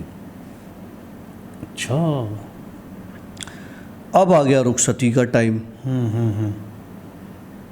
लड़की इनकी जान पहचान वाली। रुखसती के टाइम के बाद जब ये घर पर आए तो लड़की ने कहा मेरी तबीयत ठीक नहीं लग रही, मुझे मेरे सर में दर्द है, गले में दर्द है, जिस्म में दर्द है, बुखार सा हो रहा है और मेरी तबीयत सही नहीं। उसने बोला कोई मसला नहीं है, आप आराम करो, सारे दिन की थकावट है तो कोई इशू नहीं है। ये बैठ गया, लड़की सो गई, ये भी सो गया। मतलब ये शादी की रात की वेडिंग नाइट की बात बता रहा हूँ। सुबह को लड़की मुर्दा पाई गई, ओए दुल्हन। ये किस्सा वो बंदा बता रहा है जिसका कज़न का ये किस्सा है। लड़की मुर्दा पाई गई और लड़की के गले पे गला दबाने के निशान थे। अब ये खबर पहुंची लड़की के घर वालों तक। ऑफ कोर्स उन्होंने एक हंगामा मचा दिया कि पहली रात में हमारी जो है वो बेटी को मार दिया। पुलिस केस बन गया, उन्होंने एफआईआर दर्ज की, दुल्हा को उठा के ले गए, इसके कज़न को मारा पीटा भी, फॉरेंसिक हुआ तो लड़की और उस लड़के के बीच में कुछ ऐसा नहीं हुआ था, और प्लस में लड़की को बाकायदा गला दबा के मारा गया था। लेकिन जिस तरह से मारा गया था फिंगरप्रिंट्स नहीं थे, और गले उस जिस हाथ से मारा गया था वो उसके गले पे ऐसे यूं आ गया था, मतलब पूरा गला यूं बंद कर दिया था।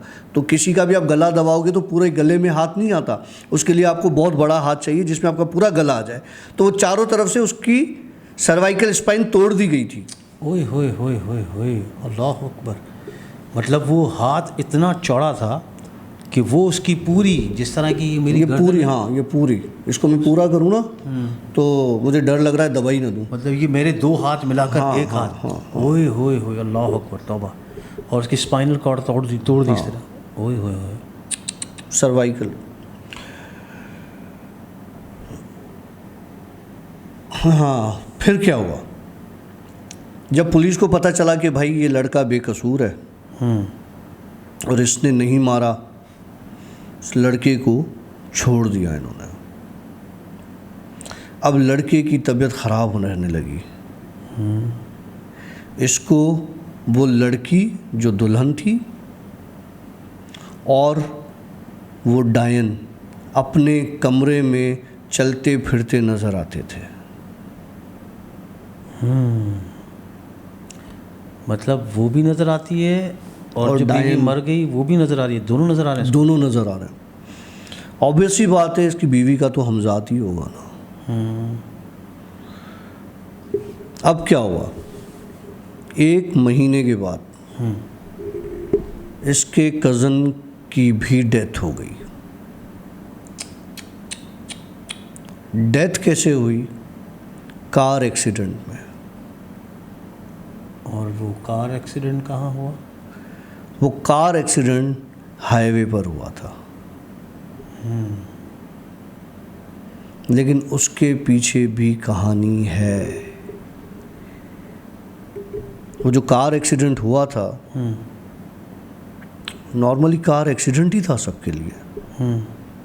लड़का मर गया, इन्होंने मुझे किस्सा सुनाया और ये चले गए। मैं बैठा रहा अपनी ऑफिस में, सोचता रहा। किसी ने आके मुझसे कहा मैंने मारा है।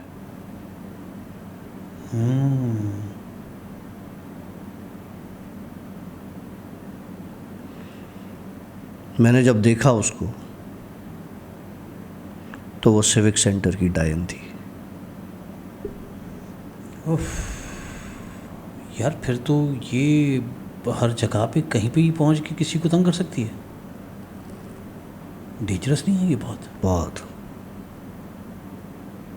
मुझे ये समझ में नहीं आता, मैं तुम्हारे साथ डिस्कस कर रहा हूँ या मैं किसी के साथ भी डिस्कस कर रहा हूँ, ये चीज़ों तक बात कैसे पहुँचती है कि वो मुझे आके उस चीज़ को कंफर्म करते हैं कि मैंने मारा है। मतलब वो कहाँ, उन तक ये बात पहुँचाता कौन है? आते तो वो यूं हैं, लेकिन उन तक कोई ये बात पहुँचाता होगा ना, जो मेरी तरफ से पहुँचाता होगा। मैं खुद से तो सवाल नहीं करता। और जब वो मेरे सामने आई थी तो बहुत खूबसूरत आई थी। अच्छा, अब या तो मुझे तेरी तरह ग्लासेस लगा लेने चाहिए कि हर बदसूरत चीज़ खूबसूरत नज़र आती है, या तो वाकई में बहुत खूबसूरत है, क्योंकि मेरा मुर्शिद तो बहुत खूबसूरत है। हाँ, इस पर एक मिसाल भी है, लेकिन अभी नहीं दूंगा, अभी मेरा वक्त नहीं है। व्लॉग में इसका जवाब दूंगा तुझे मैं। हाँ फिर अच्छा, उसके बाद ये कह के वो गायब। फिर मैंने उस बंदे को कॉल की। ओके। मैंने कहा भैया वो डेथ जो है ना, वो नेचुरल डेथ नहीं थी, उसे मारा गया था। बोला वो हमें पता है कि वो, हमने 2-3 जगहों से मालूम किया तो हमें यही पता चला कि उसको किसी ने मारा है। मैंने कहा मारा मैं बताऊं कैसे? जब वो ड्राइव कर रहा था गाड़ी तो उसकी गर्दन तोड़ दी गई थी। ओह माय गॉड, मतलब उसको पहले ही मार दिया गया था एक्सीडेंट? गाड़ी बाद में ठुकी है जाके। अल्लाह अकबर।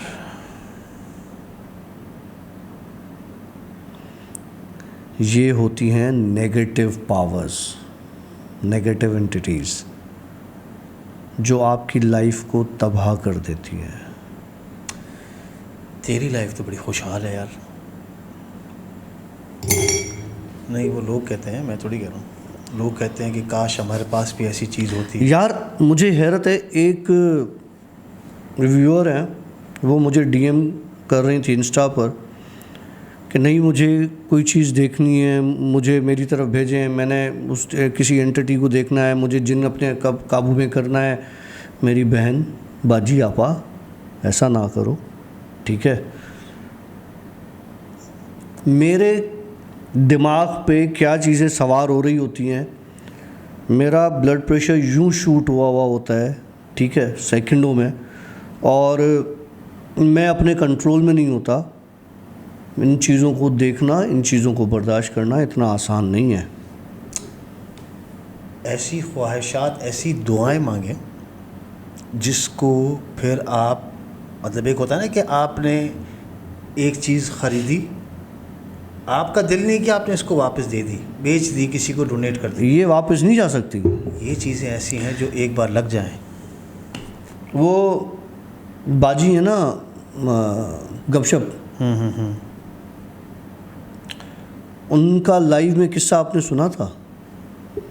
हाँ, कुछ टूटा फूटा सुना था मैं। इखलाक के उस वक्त जनाजे पर था, मतलब इखलाक के फादर के। हाँ, तो वो ये कह रही थी कि मेरी बेटी के साथ मेरी ये बात चल रही थी कि ये स्टोरीज़ भी लिखता है और ये वैसे भी लिखता है, तो ये मुझे पता चल गया था कि ये लिखता भी है। तो हो सकता है कि लिखता हो, बहरहाल इस तरह की कोई बात थी, मुझे सही से याद नहीं है। बाजी अगर मतलब कोई ऊपर नीचे हो तो आप कंफर्म कर दीजिएगा कमेंट्स में ना। तो उनकी बेटी ने कहा नहीं अम्मा मुझे लगता है कि ऐसा है, वो कहते हैं, लोग भी कहते हैं कि कोई औरत है।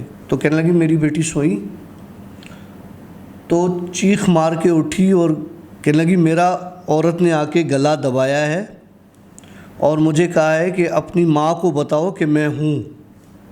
यस, ये मैंने पीस सुना था, लेकिन मुझे कनेक्टेड पार्ट पता नहीं चला कि किस चीज़ की बात चल रही है। ये कमेंट्स में जो है ना बाजी फिर कंफर्म कर देंगे क्या यही इसी तरह का कोई किस्सा था, क्योंकि मैंने भी कुछ इस तरह से ही सुना था।